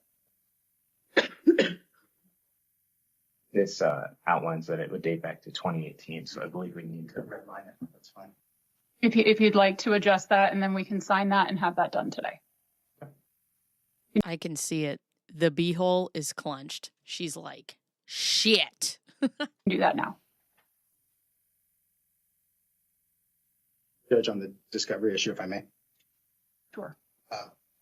Appreciate Your Honor's ruling Obviously, I'm assuming if there is something that comes out in those records that requires us to seek leave of the court to expand that, we can readdress that with the court. If something is in those records that imagine getting part of a medical record because of the date issue, we'd be able to come back to court and address that if necessary. Both parties always have that right. Secondarily, appreciate that Your Honor's not living this case every day, but the testimony, not the testimony, the statement of counsel was just that mother says she had a miscarriage 2 months before November. In November, the parties appeared in front of Judge Gail Ketsis, where mother had a pregnant belly and told Judge Gail Ketsis she was 100% pregnant by my client. Your Honor's not adjudicating that today, but I'm asking Your Honor to take back the protective order proceeding that was granted in my client's favor for purposes of not consolidation, to be heard concurrently for the purposes of attorney's fees and sanctions on that matter. If she signs it, Mrs. Maricini Gillespie Eckert.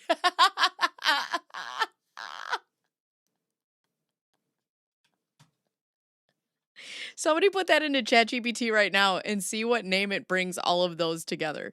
That's her new last name. Because if what counsel just said is that she was not pregnant at that time and she lied to Judge Gail Ketsis in that proceeding, then I think that's sanctionable and Your Honor could enter orders under that proceeding. So I'm asking Your Honor. Oh, she just moved her hand. Look at, she's like looking at him. I love Laura Marge. I love that when she gets mad at somebody, she like looks at them like, what do you mean? By my client. Your Honor's not adjudicating that today, but I'm asking Your Honor to take back the protective order proceeding that was granted in my client's favor for purposes of not consolidation, to be heard concurrently for the purposes of attorney's fees and sanctions on that matter. Because if what counsel just said is that she was not pregnant at that time and she lied. She lied? Ugh. She lied? Question mark! And now she's hitting him. What are you saying? What are you saying? To Judge Gail Ketsis in that proceeding, then I think that's... She's like, oh, wait. No, we got to change the time. You got to change the time. If you guys are here and you're new here, please go down below the video and like the video. Also subscribed. Okay. Sanctionable, and Your Honor could enter orders under that proceeding. So I'm asking Your Honor to take not jurisdiction, but to hear that matter concurrently or to have that file available for our upcoming evidentiary hearing. Response? Your Honor, I would ask the court to deny that request. I've spoken to experts in this case preemptively about this trial. The reality is sometimes people have miscarriages and they don't even know that they miscarried. That I'm not. Okay, I'm just going to go to Google. Statistically, and I'm going to look up. Statistically speaking, what are the odds you wouldn't know you had a miscarriage? So we're saying June, July, 2 months in. Statistically speaking, growing 2 full months, 8 weeks without knowing a miscarriage occurred, known medically as a missed or silent miscarriage, happens roughly 1 to 5% of all recognized miscarriages. While most miscarriages show sudden physical signs early on, a silent loss accounts for about 30 to 40% of first trimester miscarriages, and a tiny fraction of those can remain undetected for weeks or months until an ultrasound, which again, if you were pregnant and then you should be going for regular ultrasounds, should you not? Which they would be able to confirm that you had a miscarriage or that you were ever pregnant at all, right? Right? Because what do you do when you have regular pregnancies? You go to the doctor. You go to the doctor. Right. Oh, yeah, that's a good one. Right. But she knew because she allegedly sent a picture of whatever the fuck that was that I've seen. So that's the thing. I'm curious. But also, it could have been a molar pregnancy, but even then you'd still need to see a doctor. If you were planning on having a baby to the point that you're sending out onesies, the Eckerd twins or whatever the fuck she said, you plan on carrying this baby, but you don't want to give them, or these babies, and you want to give them no prenatal care? Either way, Laura, either you lied about pregnancy or you're a negligent mother. You're still a piece of shit. Saying that is the circumstance here. I certainly wasn't present. Saying that my client has not lied in this case. She has not intentionally lied to the court.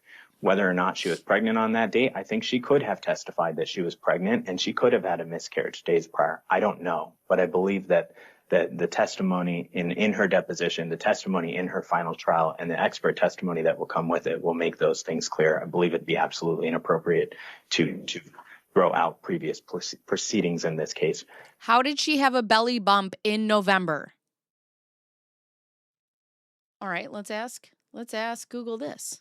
If I miscarried in July, would I have a belly bump in November? In most cases, you will not have a noticeable pregnancy belly bump in November after a miscarriage in July. Your uterus usually returns to its normal size within a few weeks. Do you see how easy that is, Laura? I'm going to be all right. Based on my statement, not even my client's statement, there would need to be an evidentiary hearing in order for that to be proper. But I think that's what he's asking. He's asking that the evidentiary hearing be wrapped into this. And Your Honor, that's not appropriate. The evidentiary hearing has already been done. And like I said, my client's statements that were made during that hearing were true to the best of her knowledge. The reality here is sometimes women believe that they're still pregnant when they've had a miscarriage, and they don't know until they go to the doctor that their levels are no longer appropriate for a pregnant woman. I do believe that is what occurred in this case. Timing wise, I don't know if also, you know what they would do if you had a miscarriage? They would probably give you an ultrasound, and they would, or maybe even a transvaginal ultrasound, to go in and see if there's anything that needs to be taken out, because it is at the detriment of the mother to not make sure everything has been cleared out of her body. any of us will ever be able to tell exactly when that miscarriage took place. But I do know that my client from our conversations did testify truthfully, and there were not misstatements that were made there. We're certainly not intending to change her testimony. But like I said, we have spoken to experts that have identified that sort of occurrence does sometimes happen. Follow-up question to his comments. Counsel, are you asking that I revisit the order against harassment, or just for purposes of fees and costs? Just for purposes of fees and costs, because the order was appropriate that Judge Gelkatzis entered. However, she did not order fees and costs. I would contend that if she knew what we think the evidence will show, which was that Ms. Owens just lied and said she was 24 weeks pregnant. Her hands. What? What do you mean? Watch her down here. Watch her right here. Order fees and costs. I would contend that if she knew what we think the evidence will show, which was that Ms. Owens just lied and said she was 24 weeks pregnant with twins, and then apparently had a... Look at, he's like, in his head, he's like, please stop talking to me right now. Please just fucking stop talking to me. Miscarriage apparently 2 months earlier, that had she, if any of that is true, that had she known that was her testimony at the time, she would have ordered attorney's fees in Mr. Eckerd's favor. And I'd like that to be on the table at the evidentiary hearing. Okay, so then if I'm hearing you correctly, what you're saying is the separate cause number is, you think, what delineates and prevents the court from awarding fees and costs at our evidentiary hearing in its totality. I'm not even sure if I'm right about that. I know that the court changed the rules and required us to use different cause numbers. Otherwise, it's the same parties, and it could be the same cause number. But our rules require us to have two separate cause numbers for the protective order proceeding, which has already been granted in this tail end of a paternity matter. I'm just asking that Your Honor treat them as one for purposes of any attorney's fees and sanctions you may choose to order at the upcoming hearing. All right. Final thoughts on that? Your Honor, this is a res judicata issue. The issue of attorney's fees pertaining to protective orders and injunctions against harassment have already been litigated. They've already been decided. In my opinion, to the extent, well, one, I do believe that it would inhibit, I believe it's a separate case that would inhibit this court's ability to order fees unless it were to be merged, which I don't believe is appropriate with it already being over. If there were more evidence after our trial that would warrant Mr. Woodnick believing that his client would have been entitled to fees, I believe that he would need to take recourse with that judge in that case number and seek appropriate remedies. I don't believe it's appropriate for the court to reissue something that's already been litigated in anticipation of Mr. Woodnick's assertion that— I know we're roasting Corey right here, but he is doing the best he can with what he has. And he does come back later as a lawyer and says, look, man, I messed this up. I think she's lying. And you know, it's whoa, whoa, whoa, whoa, whoa, whoa, whoa, whoa, whoa, whoa.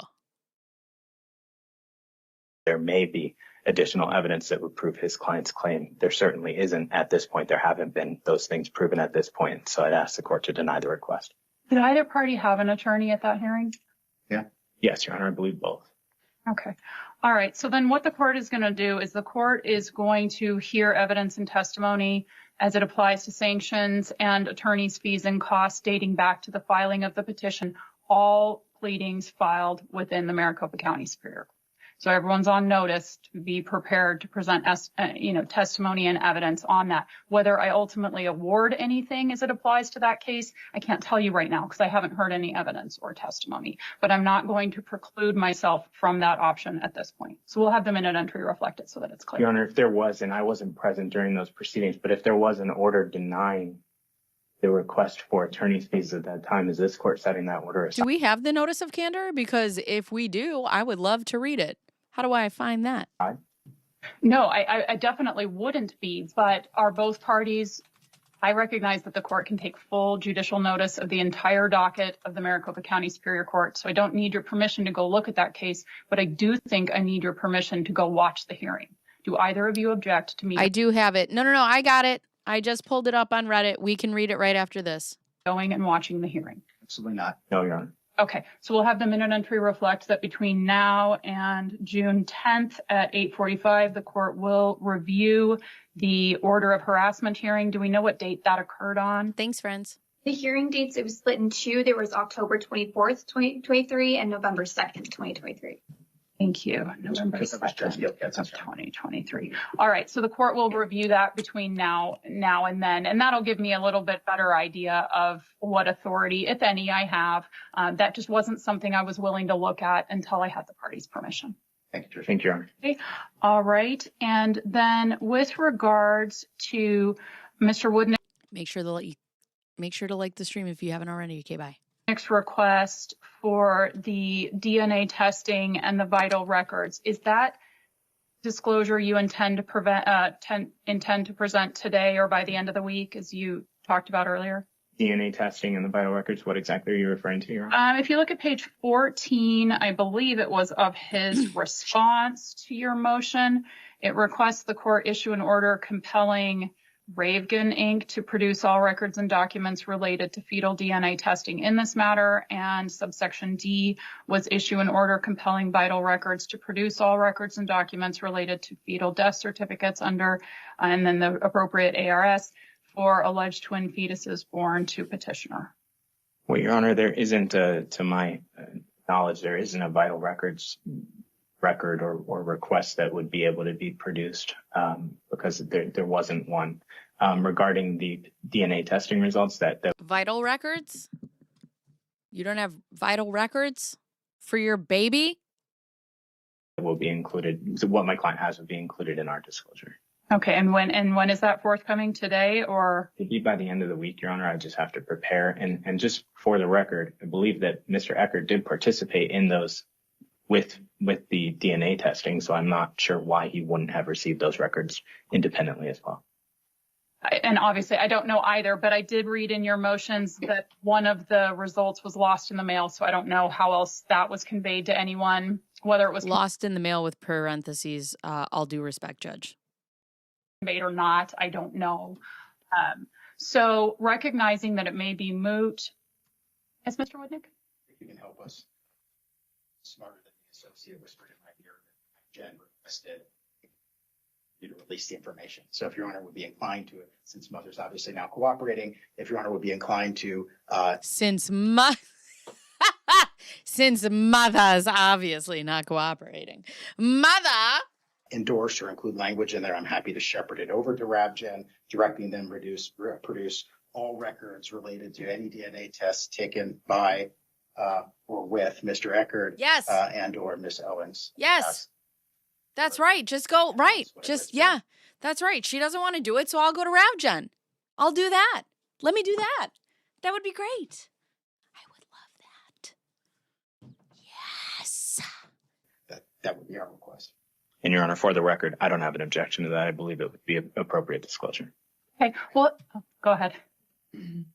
The other thing in our request was we had wanted mother to sign the requisite fetal death certificate, the verification, so we could get those records. That's I right. realized Mr. Heath can't testify, but is the position of mother there will be no fetal death records because none were ever submitted? If that's the case, I'll let the issue go. I'll address it at trial. But him testifying doesn't really cut it on that issue. If not, we need confirmation from the state of Arizona that there are no fetal death certificates. Yes. Yes. She had a miscarriage after 20 weeks. Where are the certificates? And Your Honor, that is correct. And on that note, and I haven't addressed this with Mr. Woodnick, but I think it might be appropriate for us to amend our initial petition just for clarity at this point and to make sure that all parties are on the same page with what's being pled. So I would ask the court for leave to amend our petition just so that we could make these points clear in anticipation, although I do believe the discovery and her deposition will probably do that to an extent. I believe it's appropriate for us to make that clear in the pleadings as well. And what are those intended amendments, counsel? Your Honor, the amendments would be just outlining the new circumstances. Obviously, her petition was filed predating any sort of miscarriage or likely even a lot of the care surrounding the pregnancy. So it would be to make those things more clear. And also, Your Honor, I don't believe there were attorneys at the beginning of the case, so it would be to make sure that we're explicitly requesting attorney's fees as well. Okay. Don't you think your motion to dismiss addressed that? Your Honor, I think the motion to dismiss did address that in part, and it did request attorney's fees for the girl, she mad, Marilyn. She mad, girl. motion to dismiss. But if we're going to request it for the entire case, I believe amending the petition would be appropriate. I'll also note, I believe the respondent was just allowed to amend his petition a month or two prior. So I don't believe that it would prejudice anyone with us scheduling the trial out so far. I'd have no objection getting it done in a week. Bye, Anna. And if the court wants to consider our motion to dismiss a request for attorney's fees for the entirety of the case, I would be fine stipulating to that and saving the motion practice as well. And maybe Mr. Woodnick is stipulating to that. She wants to make, if Your Honor wants to consider her claim for attorney's fees at trial, I have no issue with that. I have an issue with. I love that he's like, what the fuck? Look at his body language. He's like, what even is this? On it was just allowed to amend his petition a month or two prior. So Watch right now. I don't believe that it would prejudice anyone with us scheduling the trial out so far. I'd have no objection getting it done in a week. That's right. And if the court wants to consider She's little baby no thoughts. our motion to dismiss a request for attorney's fees for the entirety of the case, I would be fine stipulating to that and saving the motion practice as well. And maybe Mr. Woodnick is stipulating to that. She wants to make, if Your Honor wants to consider her claim for attorney's fees at trial, I have no issue with that. I have an issue with amending a paternity petition, which was perjured, because I don't want to be precluded from addressing We've addressed a case of the perjurers. The perjurous statements in the paternity petition. If they want to amend it, that's fine, but I'm not ignoring. Bruce, what a great point. Because she's like, I just wanted to be done with this. I just wanted to, like, just dismiss it and not have anything done. But now she's asking for attorney's fees. Great point, Bruce. And nor do I think I have to ignore what was signed and filed with this court originally and then repeatedly prior to us coming here today. And so I don't want to lose that opportunity because Mother all of a sudden realizes that stuff that she put in that petition was not truthful. Okay. What we'll do is we'll treat the motion to dismiss as a request for attorney's fees and a motion to dismiss. Of course, I'm not minimizing that, but we will note in the minute entry, Lamar, that both sides are seeking attorney's fees and costs. Well, if he's going to do it, I want to do it too. Okay? And then the leave to amend based on the argument you've presented today is denied. In the event you need leave to amend for some other reason that doesn't change the alleged facts that were presented back in August, then of course I'm not precluding you from filing a separate motion to amend. I'm just denying your request as it's given to me today. Understood, Your Honor, if I may. I just want to be clear. My intentions are not to change any of the facts that were originally pled, just to expand on the facts that were originally pled. I just want to make sure I'm clear on that for the record. I understand. All right. Now, with regards to disclosure, since we're set out now in June and we've got the deposition March 1st, when's an appropriate disclosure deadline? I don't know how much. It sounds like everything maybe still needs to be done, but truthfully, this is not a complex case. It shouldn't take very long. You're going to have the HIPAA responses, so I guess I'll leave this one too. So I don't know what we're getting, but if we get HIPAA responses, I guess the burden is now on us to take those HIPAA responses and go to the listed doctors that she said. I'm concerned that that's going to take some time. If she's signing the HIPAA release today. Yeah. Do you have an inventory of what you can disclose now? Okay. Okay, that's fine. So, did they even answer? Do you have an inventory of what you can disclose now?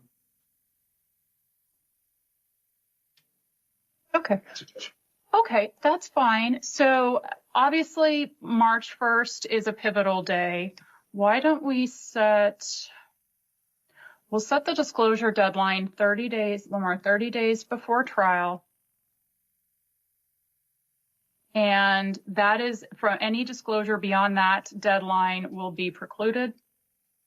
However, the parties are to complete initial disclosure no later than 45 days from today's date. So that gives you guys about 30 days after. Hi, Diane Dalton. And then assuming that there may be additional depots that need to be done. Are there any questions about that schedule? Thank you, Missy Norman. Just my last comment, and appreciate your time. Just so the court's aware, I have every intention of taking this HIPAA release because I sent a bunch of them originally because there's a bunch of doctors that you claim. I'm just going to reproduce it and repopulate it. Is that okay, great? Yeah. Okay. All right. We'll have the minute entry reflect that Mr. Woodnick has been provided with a amended signed HIPAA release. And oh yeah, Mark Heron would be good. Agree that he may amend the provider. And the date as well, Your Honor, because it requested the 19, and I'm worried that they won't accept it with me crossing off the date too. You want me to sign it too? It might help. I don't know how you want to do this, Judge. Okay. I'll defer to you, Your Honor. So that's fine. We'll just endorse. Who are we endorsing, Mr. Woodnick? At the protective order hearing, Mother listed 4 physicians that she claimed she was treating her current pregnancy for. Okay, and I don't want to disclose those today in the hearing because I'm not sure who I have here virtually, but can the parties send a joint email to the court with the names of those doctors? And so that I have a record of it, we will not put it in the minute entry because that is public. We'll just have the minute entry reflect, Lamar, that the court will be provided with 4 additional providers. I think it's 4. Don't hold me to that. And a lot of people have brought this up before. Just to be clear, I believe it may have been 4 then, but we'll figure out the list. Kristen Stewart, that girl from Twilight, I feel like would play her. All right, we'll just have the minute entry cross out 4 and put more than 1. All right. So we've discussed disclosure, we've discussed the deposition, we've discussed all the pending motions. Mr. Woodnick, since this was your motion, is there anything you feel that the court has failed to address? I think today was very productive. Thank you, Judge. Thank you, Mr. Keith. Anything the court's failed to address? I agree, Your Honor. Thank you for the court's time. You're welcome. All right, everyone, we will stand in recess until June. All rise. Oh, all rise, motherfuckers. If you want them, you might want to shred them.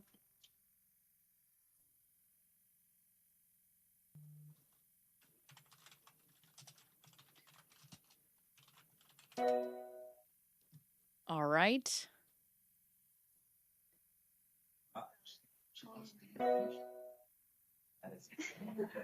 I can't even remember. I can't even remember any of the last week. That's, I was like, who am I to tell her? She uses it against Beltec. You know what's funny? It might as well feel like She's probably like, why are you laughing with them? Why? Let me see. Oops, no, let's go. Whoa, what am I doing? What am I doing? All right, so you guys want to read the notice of candor.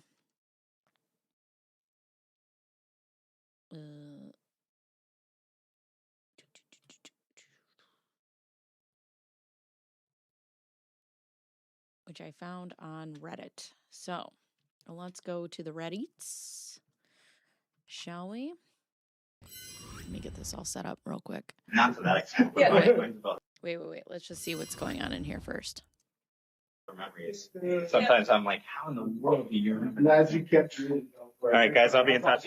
Thanks. Yeah, me too.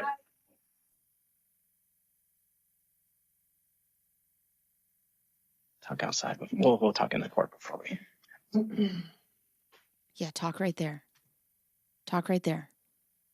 I want to hear it.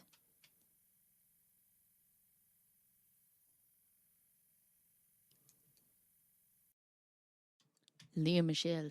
All right, so let's go here. Oops, let's go here. Got it. All right, so let's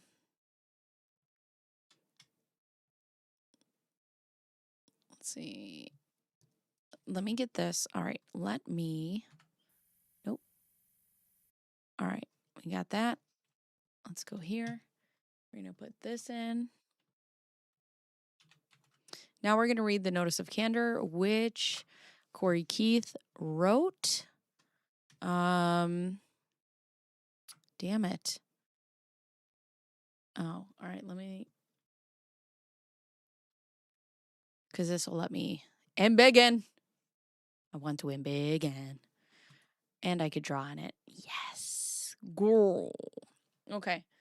So we have in the Superior Court of the State of Arizona, in and for the County of Maricopa, in the matter of Laura Owens versus Clayton Eckerd, there is a ethical rule 3.3 notice of candor. So basically, if you don't know what that means that Corey did not think that that his client was lying at the time, but now he's like, I don't believe that to be true. So we're going to read this. Comes now Corey B. Keith, previous attorney for petitioner Laura Owens, pursuant. Oh, of course. Why wouldn't I start? Did you ever read the email Woodnick sent Corey after Laura sent the extortion letter? No, but if you want to send it to me, I would love it. We can read that next. Okay, so Laura Owens, pursuant to the Arizona Rules of Professional Conduct and the mandatory obligation to correct the record before the tribunal, so before the judge, hereby states as follows. The parties appeared for an in-person status conference on February 21st of 2024, which is what we just watched. During the status conference and while discussing the previous injunction against harassment proceedings from November 2nd of 2023, above mentioned counsel stated, Miss Owens has not lied in this case. Okay, I'm trying to, okay. Yeah, I don't breathe. I think that's my problem. Okay. She has not intentionally lied to the court. At the time, counsel believed this statement to be true. Counsel no longer believes this statement to be true for the reasons outlined. The below question and answers are from Mr. Eckerd's March 1st, 2024 deposition of Miss Owens. Do we have any of the deposition? I know they released his, right? Greg is so bored. Mr. Woodnick, I'm going to show you Exhibit 9. 9 is from Scottsdale Medical Labs. Have you been a patient at Scottsdale Medical Labs? Or, let's see. All right, let me put some stank on it. Hold on. I'm going to show you Exhibit 9. Exhibit 9 is from Scottsdale Medical Labs. Have you been a patient at Scottsdale Medical Laboratory or Labs? Yes. This is an ultrasound dated July 7th, 2023. Yes. Is that your name on the top and your birth date next to it? That is my name and birth date. Yes. And this is an ultrasound. Thank you, Hula. And this is an ultrasound that you received at Smile that was presented by Bonnie Slater in the prior proceedings, correct? Yes, it was. It was, but this was actually at Planned Parenthood. Okay. I want to make sure I clarify that. Let's start off with the basics. I love how condescending that is. Oh, God. Do we have a sister? What do you mean? Yes. Oh, yeah. Everybody like and subscribe, please. Yes, I have a sister. Let's see. I want to make sure I clarify that. Let's start off with the basics. On Exhibit 9, is this your ultrasound? Yes. Did you go into a facility, a Smile facility, because it is earmarked Smile to get this ultrasound? I did not. Where did you get this ultrasound? Planned Parenthood in Mission Viejo. So I don't know Mission Viejo well, but what are you suggesting, that Scottsdale Medical Imaging has a branch in Mission Viejo, California? No. I'm totally confused here. I'll give you a chance here to explain how there is a Scottsdale Medical Imaging ultrasound that you claim came from Mission Viejo. There is not. This was the actually taken in Mission Viejo. This was not taken at Smile. Why? Oh, yeah, we don't have any sisters here. Why does it say Smile on it? I did change the top of that from Planned Parenthood to Smile because I didn't want him to contact the doctor. Even though HIP is a thing, and if he contacted the doctor, they wouldn't be able to give him any information because he's not her, you know. So on a bunch of other things that little baby No Thoughts doesn't know, put what HIPAAs are, or what HIPAA is. I'm showing you a real clearly Bates stamp, 0183. That's an ultrasound image that you are admitting to having changed information on. Is that true? Just the top left, yes. The location. I'm going to ask the question again. Yes. Did you change the data on what has been marked as Exhibit 9? Mr. Keith interjects. She answered the question. Greg, objection form by Mr. Woodnick. Other than changing the word Smile on that exhibit, did you change anything? No.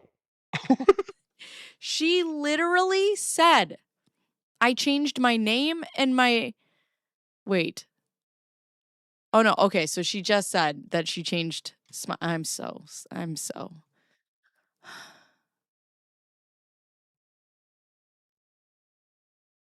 I can't do this anymore. I can't. This is going to make me have a mental breakdown. I can't. Okay, so here we go. Here's more. That's the one that you say you changed and attributed to another medical provider located in Scottsdale, Arizona, correct? Correct. And that's SMILE, which is an acronym for Scottsdale Medical Imaging Labs or something like that, correct? Correct. I have gone there before with my sister. So you're a patient of SMILE? Correct. So when I get the subpoena for the records release from SMILE, this isn't going to be there because they didn't do this test. Correct. Because you just put their name on the test. Correct. This test, according to you, was originated in California. Correct. Oh my God. Also, if you're a patient there, then why didn't you just go there? Just wait for it. Stop it, Kris Jenner. Stop it. I can't wait for it. And you went in there anonymously. Correct. And I added my name in the facility name. Correct. So we are changing your testimony.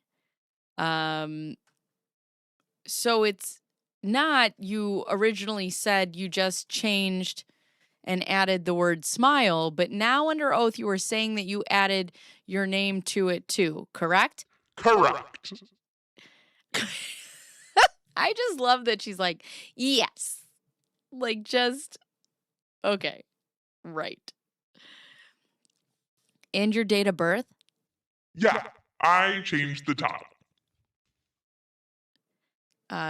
Could you please repeat that, Miss Owens? Who is your OBGYN? My main OBGYN is a perinatalogist, Dr. McCool. And what is the last time you said the main OBGYN? Who else are you seeing? What other pregnancy-related doctors are you seeing? Dr. Higley, who I saw last Friday. You didn't see Dr. Higley that last Friday. And before you answer that, you don't have to. Fucking Woodnick. You can plead the fifth because it will be a really inconsistent statement with what you told Judge Gielkis?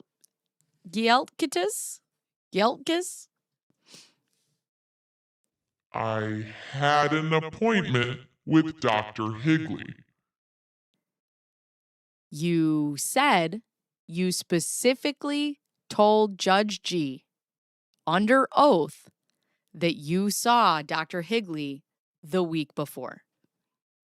I had an appointment with Dr. Higley. You did not see Dr. Higley the week before, did you? I did not go to the appointment. Kobe! She's like, nailed it. Oh my God. Right. Do you have any kids? I have a daughter. How many baby daddies? I have one daughter. That's so funny. I love that one. I forgot how it goes now. Have a daughter. How about you? Something about how many baby daddies? I have one daughter. The admissions from petitioner during her deposition confirmed that counsel's above quoted statement made during February 21st of 2024 status conference was factually inaccurate. Specifically, petitioner admittedly altered her sonogram photo to include her name. Petitioner also admitted she did not see Dr. Higley the week prior to the November 2nd injunction hearing. As such, counsel files this notice to retract his statement and to ensure candor to the court as is required by Ethical Rule 3.3 because undersigned counsel is not aware of petitioner having notified the court of these other factual inaccuracies. Great. Do they have the same father? I love that one. I have one daughter. Ellipses. I have one daughter.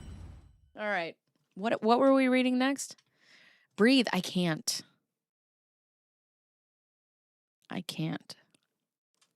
What else was I looking at? Who gave me this? Oh, here's the emails. The emails. What? It's the email. What? The email. All right. What's this one? I got to open it in here so I can draw on it if I want to. I have one daughter. All right, so this is... Yeah, I mean, that's the thing, right? Like, you're doing what you think you should be doing, right? Like, he's doing the best that he can with what he has. And then he finds out that his client is not being truthful, and he's like, you know what? I gotta go. The emails. What? The emails. Instead of being... she's so confident. Oh my God. It still has my sister's picture in there. My face. All right, so we have this. This is the Corey emails. So this is from Greg to Gingras.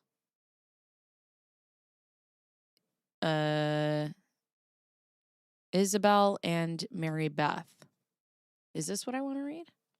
Let's hear it for Picasso. I like it, Picasso. Yeah, I don't think I've read any of these.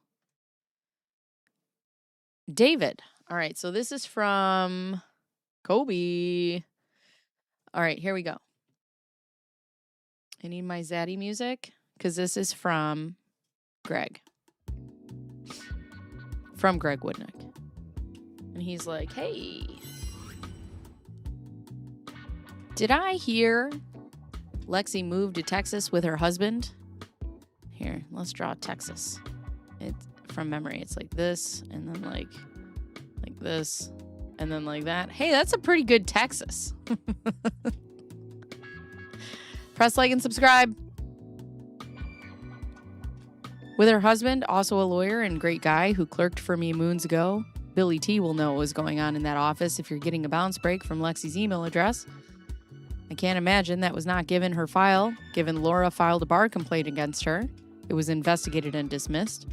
She also has recently filed for a protective order. I was endorsed by the bar because I got a complaint at the same time as Lexi. Corey went out on his own during his short tenure. He responds quickly, but his paralegal is wonderful and super on top of things, so you might want to copy her if you're emailing. Isabel Cecil. I'm glad you were able to get a hold of him. We object to any extension. It's not you. It's me. What is that? It's Texas. Don't ever draw Texas again. This is exactly what it looks like. You know what? You guys shut up. Picture of Texas. I mean, they're basically the same thing. Look at that. Look at that. Flip it.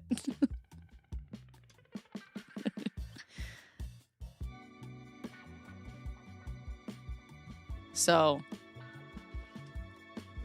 anyways,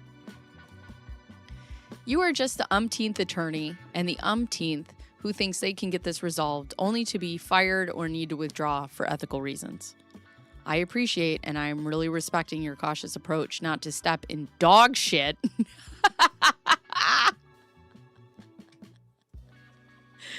But disclosing the date of the alleged miscarriage is not something that requires Laura getting a continuance, and we will object to the same.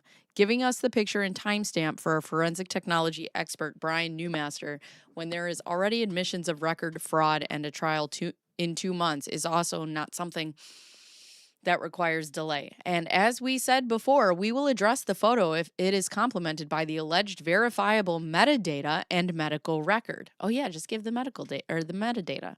Laura claimed she deleted the picture from her iPhone. She claims Sarah deleted it too, but also claimed she sent it to the telemed provider. There should be a very clear digital footprint for Newmeister, and a picture of a picture is not going to cut it in light of the history and her testimony. We are also awaiting the original sonogram she claimed she got anonymously from Planned Parenthood, which has affirmed it does not offer anonymous appointments and that it has an easily accessible patient portal. This was the sonogram she admitted she doctored, and that is the core of our motion for relief under the OOP cause number.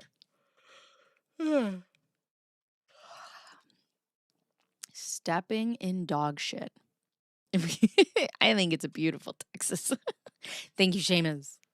Thank you, Seamus. There is already an order about the medical records. We have been through this with her failed motion and whatnot. We need that picture to give to Doctors Dean and Justicia Line. Again, we are not interested in a picture of a picture. That is where the arts and crafts issues come in. Notwithstanding, Laura invoked Rule 2. When you speak with blank and blank, they will confirm the fabricated documents and fake pregnancy allegations were happening back in 2014. 2014, you say? 2014. And since you saw she blamed Greg Gillespie for the other ultrasound, that came from her email address and her phone number in emails and texts, as will be verified by Neumeister. She should be reminded that she did not even know Greg existed back in 2014.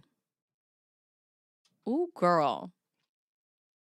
When she first claimed to be fake pregnant by blank and the records were faked. Our paralegal, Mary Beth, will be sending you the deposition exhibits under separate cover. Again, this has nothing to do with you. We have been involved in litigation with Laura since 2021. In this case, collateral proceedings since October, and her claims and delay tactics are exhausting. He was trying to give, it looks like he was trying to give Gingras a legitimate heads up, to be honest with you. All right, they want dog poo. Let's see here. Is that, yeah, over here.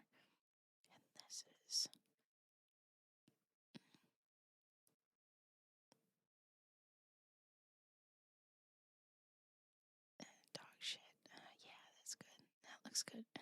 Got like little turd bits in it, and it smells. Okay, that looks good. Yeah, I like it. All right. Known or reasonably should have known. Greg, shout out. It's not a Christmas tree. It's a poop. Shut up, hound servant. Greg and Isabel. This is from Gingras. Yeah. Gingras has different music.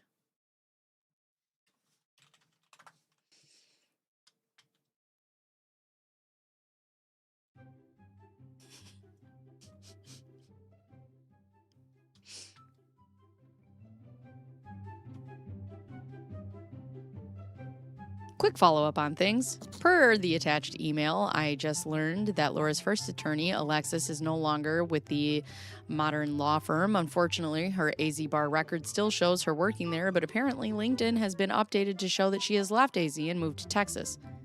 Yuck. What? Texas catching strays. What the fuck you mean, yuck? Tell me this music doesn't slap. Okay. Based on this, it sounds like getting a copy of the file from Alexis may be a challenge. As you will note, her file claims that a copy of the file was given to Laura, but Laura says that this isn't true, and we must believe her at all costs. I'm like, why do they say fuck Texas? Thank you, Nicole. In any case, that issue will need to be resolved one way or another. After not hearing back from Corey, I gave him a call this afternoon, and fortunately, I was able to reach him. I didn't realize he had also changed firms, apparently in the middle of the case, per a notice he filed. Corey said he's going to need more time to finish gathering Laura's file, but he promised to get this to me ASAP. Since I don't have the information I need yet, I'm going to file a motion asking the court for more time to respond to the motion to compel. If you want to let me know your position, I'm happy to include a line that says I've consulted with you and you do or do not oppose the request. It's so clearly appropriate to ask for more time. I know the court is going to grant the request whether it's opposed or not, but just let me know your position so I can include that in the motion. As promised, I've talked to Laura about the fetal sacs photos, and she has produced copies of those photos to me. And I have them in my possession right now. I am prepared to disclose these to you along with some additional information. Laura found additional information showing a consult with a healthcare provider at the time the fetal sacs were discharged, or whatever you call it. A consultation? Okay. Yuck. What? I don't understand. So she had a consultation with the doctor that proves nothing. But Laura's concerned about these photos being publicly released, and they were. And she has asked me to request that you agree to a protective order as to them. I've seen them. I don't know what they are. You can refer to me as Leonardo, Donatello, Michelangelo, or Raphael for all I care. Do it. Copy of a copy of a copy of a copy of a copy. Copy of a copy of a copy. She had a miscarriage on a date. She doesn't recall which she then... Wait, on a date? Oh, I thought you meant like a date. Like two people on a date? Ugh. Note, I have spent several hours today reading through all of the pleadings on the docket, and I see there was a prior motion to a protective order which you opposed and which the court denied. Obviously, I wasn't involved with all that, but my guess is that the motion was denied because it was simply too broad or non-specific. Question mark? Here I am just asking you to agree not to publicly disclose photos showing bloody tissue, at least until the trial. After that, I don't give a fuck, okay? This is a very narrow request, so I don't think there's a good reason to oppose it. Nevertheless, please let me know your position. I finished reading Laura's entire depo, which was extremely helpful. Was it? What did you find helpful? I'd love to know. But the copy of the transcript provided by Isabel did not include any of the exhibits. I can see on the record that Corey ordered a complete transcript, so maybe I will get that once he hands over the file. I want that. How do I get that? Corey, where do I get that? It's never activated. Am I supposed to activate it? The fuck? But in the meantime, if you have a copy of the exhibits, hopefully numbered according to the transcript, that would be super helpful if you could just like do all the work for me. Yeah. So here's Lexi. And here's the fact that she doesn't work here anymore. Here's Gingras. Gingras to Corey and Alexis. It has been over 24 hours and I have not received a response from either of you to my message below. I'm sorry to be a pest, but as you know, Mr. Eckerd's counsel has filed a motion to compel in which he argues that discovery was not previously provided by petitioner. He also claims that he tried to meet and confer with current counsel, which I think was a reference to Corey, but that he did not receive any response to those efforts. The responses to the MTC is currently due Monday, April 1st. And in order to fully respond to the motion, I need to receive copies of Laura's files. Because reading her deposition wasn't enough for me to be like, you know what? I'm done with this. So you don't have to activate if you do the adult thing and swap. What is Linux? I don't even know how to. Don't fuck with me right now. You know I'm not smart enough for Linux. Because I have not received them from you. I'm probably going to file a request for an extension of time, but that still does not make this any less urgent. Please respond to me by the close of business today to at least acknowledge receipt of this email. Why don't you just put readers on there like Laura does? And please let me know when I can expect to receive the case files from you. I will follow up by phone with both of you later today. Thank you, Jamie Chris. What's OS? So Laura never affirmed she was pregnant after her supposed miscarriage in July, but went ahead and took paternity tests that came back little to... Yes. Yes. Yes. None of it makes sense. Here we go. Here's David Gingras to Corey and Alexis. I have just been retained to represent Laura Owens in the paternity matter involving Clayton Eckert. I am CCing Mr. Eckert's counsel on this message just to keep Greg and Isabel informed of my progress. A confirmed copy of my notice of appearance is attached because I have only been involved in this matter for a few days.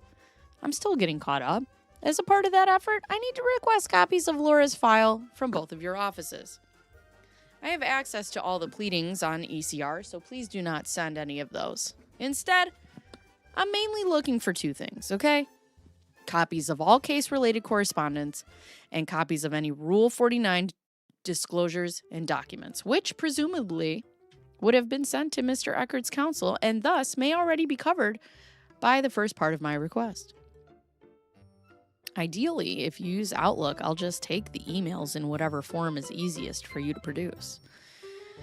If you need me to send you a link to an online folder because the files are too large to send, please let me know and I'll send you a link privately. Obviously, Greg and Isabel shouldn't receive copies of any privileged communications. Thanks, and let me know if you have any questions or need anything else. You represent.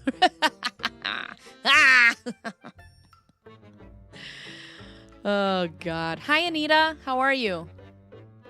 Operating system. Oh, okay. Rule 26, motherfucker.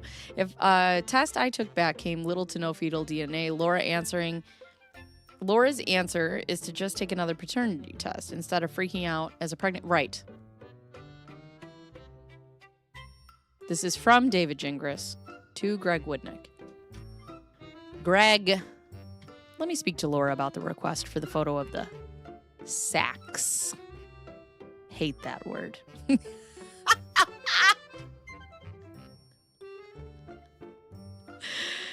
She told me she had this photo available, and if she does, then I'll immediately provide it to you today. Same with the name of the telehealth provider. And just to be clear, while I don't mind expediting these issues, it's obviously needed. I don't really intend to commit to a quid pro quo as far as getting you to agree to an extension of time to respond to the motion. I don't think that's appropriate at this stage. If it was absolutely essential, I could easily respond to the motion by Monday, but that isn't the point. The point is that I don't want to file something that isn't helpful to the court because I haven't had enough time to gather information needed to provide a comprehensive explanation of our position. And by comprehensive, I mean 1,000 pages. Also, I don't think, based on what I've seen so far, that a sufficient good faith pre-filing effort was made to resolve the discovery disputes, which may not even be real disputes. That is probably the fault of Laura's prior counsel, assuming they didn't respond to you, but since I don't even have Laura's file yet, I'm not in a position to know if that's the case. No, it's because she was fucking lying. It was because she was lying. How do you read that deposition? You're like, oh yeah, I'm going to take this case. As you saw via separate email a few minutes ago, I just reached out to Laura's prior counsel to ask her for her file. Hopefully I will have this information later today. For now, as it relates to the motion to compel, I'm just not in a position to even explain my side to the judge unless and until we go through the process of talking about these issues in detail, which is what I'm trying to do right now. So here's my plan. I don't want to make a deal regarding the motion. Instead, I'm going to do everything I can over the next few days to dig into the issue raised by your motion and either resolve them by giving you what you're asking for or by investigating the issues sufficiently so that I can explain our position to the judge. I don't accept Oh, shut the fuck up. I don't accept half-assed, incomplete stories.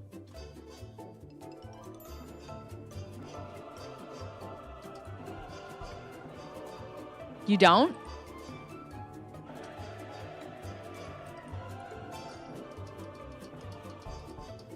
You don't? You don't accept half-assed, incomplete stories? You don't? So I have no intention of giving one to the oh boy. This did not age well. Y'all, press like and subscribe. Since the current response date is Monday, my plan is to either fully resolve the issue before then, or if that isn't possible, at least I will be in a position to explain to the judge what's going on and why the motion is either moot, without merit, or just ultimately premature, because there wasn't enough effort made to resolve the issues. I can't tell the judge what her side is until I complete my investigation into the issues. In other words, let's just keep pushing forward for now and let's just see where things stand on Monday, huh? Not sure sorry. Oh my God, what am I reading? All right, so here's from Greg to Gingras. David. Oh, wait, this is from Greg. Hold on. This is from Greg. David. We really appreciate your willingness to take this case so far along into litigation. I also appreciate you wanting to focus on a resolution. Having spent Clayton's legal fees, having this exact conversation with a parade of prior attorneys with similar good intentions, please understand that we are a bit jaded. Multiple prior lawyers unwittingly presented records to court that were fabricated by Laura.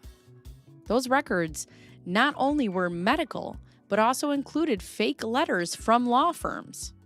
It is really unbelievable. He's like, please, dear Lord, take my advice.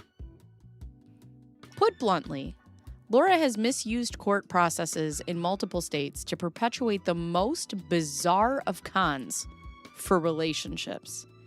She is either seriously mentally ill, yes, or diabolical, also yes. I say both. Four very established men have documented her faking pregnancies, demanding relationship contracts for abortions, and fabricating medical records. You might want to call blank attorney in California. While the media seems to think my office orchestrated figuring out this pattern of fraud, it was actually blank who first dealt with Laura's fake pregnancies and suicide back in 2014.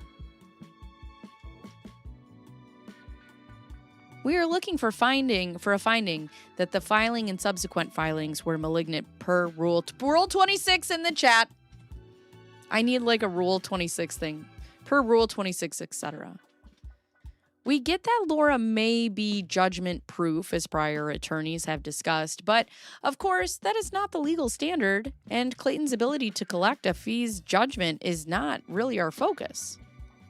Clayton is entitled to the court findings that Judge Matta will make in the three matters now in her lap: paternity, OOP, and IAH. The value of that judgment may be on paper, but TEDx Laura, Medium Laura, and Reddit Laura need to be recategorized as fiction. He's like, recategorized as fiction.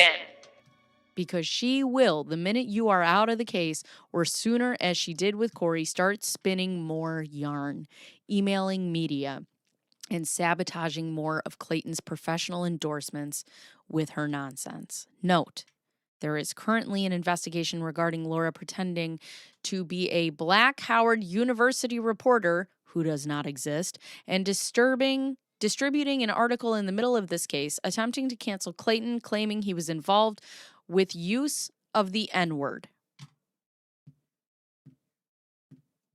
Imagine being such a fucking racist that you make a fake black person so that you could use the N-word. At this point, just say it out loud. Just say it. Just say it. I won't even judge you. Just say it. You don't have to make up a fake black person that doesn't exist. Just use the N-word. Go about your way. I'm gonna need the Chase J. Jones stuff to read that. Good Lord. Okay, and then we're gonna have to end this. Okay, I'm gonna see what I can get through because I gotta leave in 8 minutes. Contrary to Laura's beliefs, we do not control the media circus she started. But if Laura wants, girl, what? At this point, just say it. Just be openly racist and say it. Yeah. Laura pretending to be a black Howard University so she can use the N-word. No, of course I would fucking judge her. But just say it out loud. You don't have to do all this. You could just openly be racist if you want. Ugh. 8 minutes. But if Laura wants the reporters to run out of material, she needs to stop feeding it to them. She would go to whatever DBT inpatient program can help her stop living in a perpetual con. She needs to admit to the fraud, dismiss the protective orders. Thank you, Hula. Against Clayton, Michael, and Greg, and have you help her write a public apology. I am not a cast member, but she would also do herself a world of favor if she included in her apology the malignant rape allegation about both Greg Gillespie and myself that she made to Judge Backus in her public apology. That said, we know the Title 25 court can only do so much here, and the paragraph above is pie in the sky. Still, Clayton is exhausted emotionally and financially, but he is fully committed to this litigation until we get a judgment that he can show the world. So, motion to compel. We agree that there is an obligation to avoid discovery issues. We did that long before you were on board, and filing the MTC was already a last resort. Clayton is not willing to withdraw it at this time because we are 10 months in. Laura faked medical records, and we have a trial date. We also have our experts who need whatever other records Laura claims she has, but with proper verifiable chain of custody, given her propensity to cut and paste.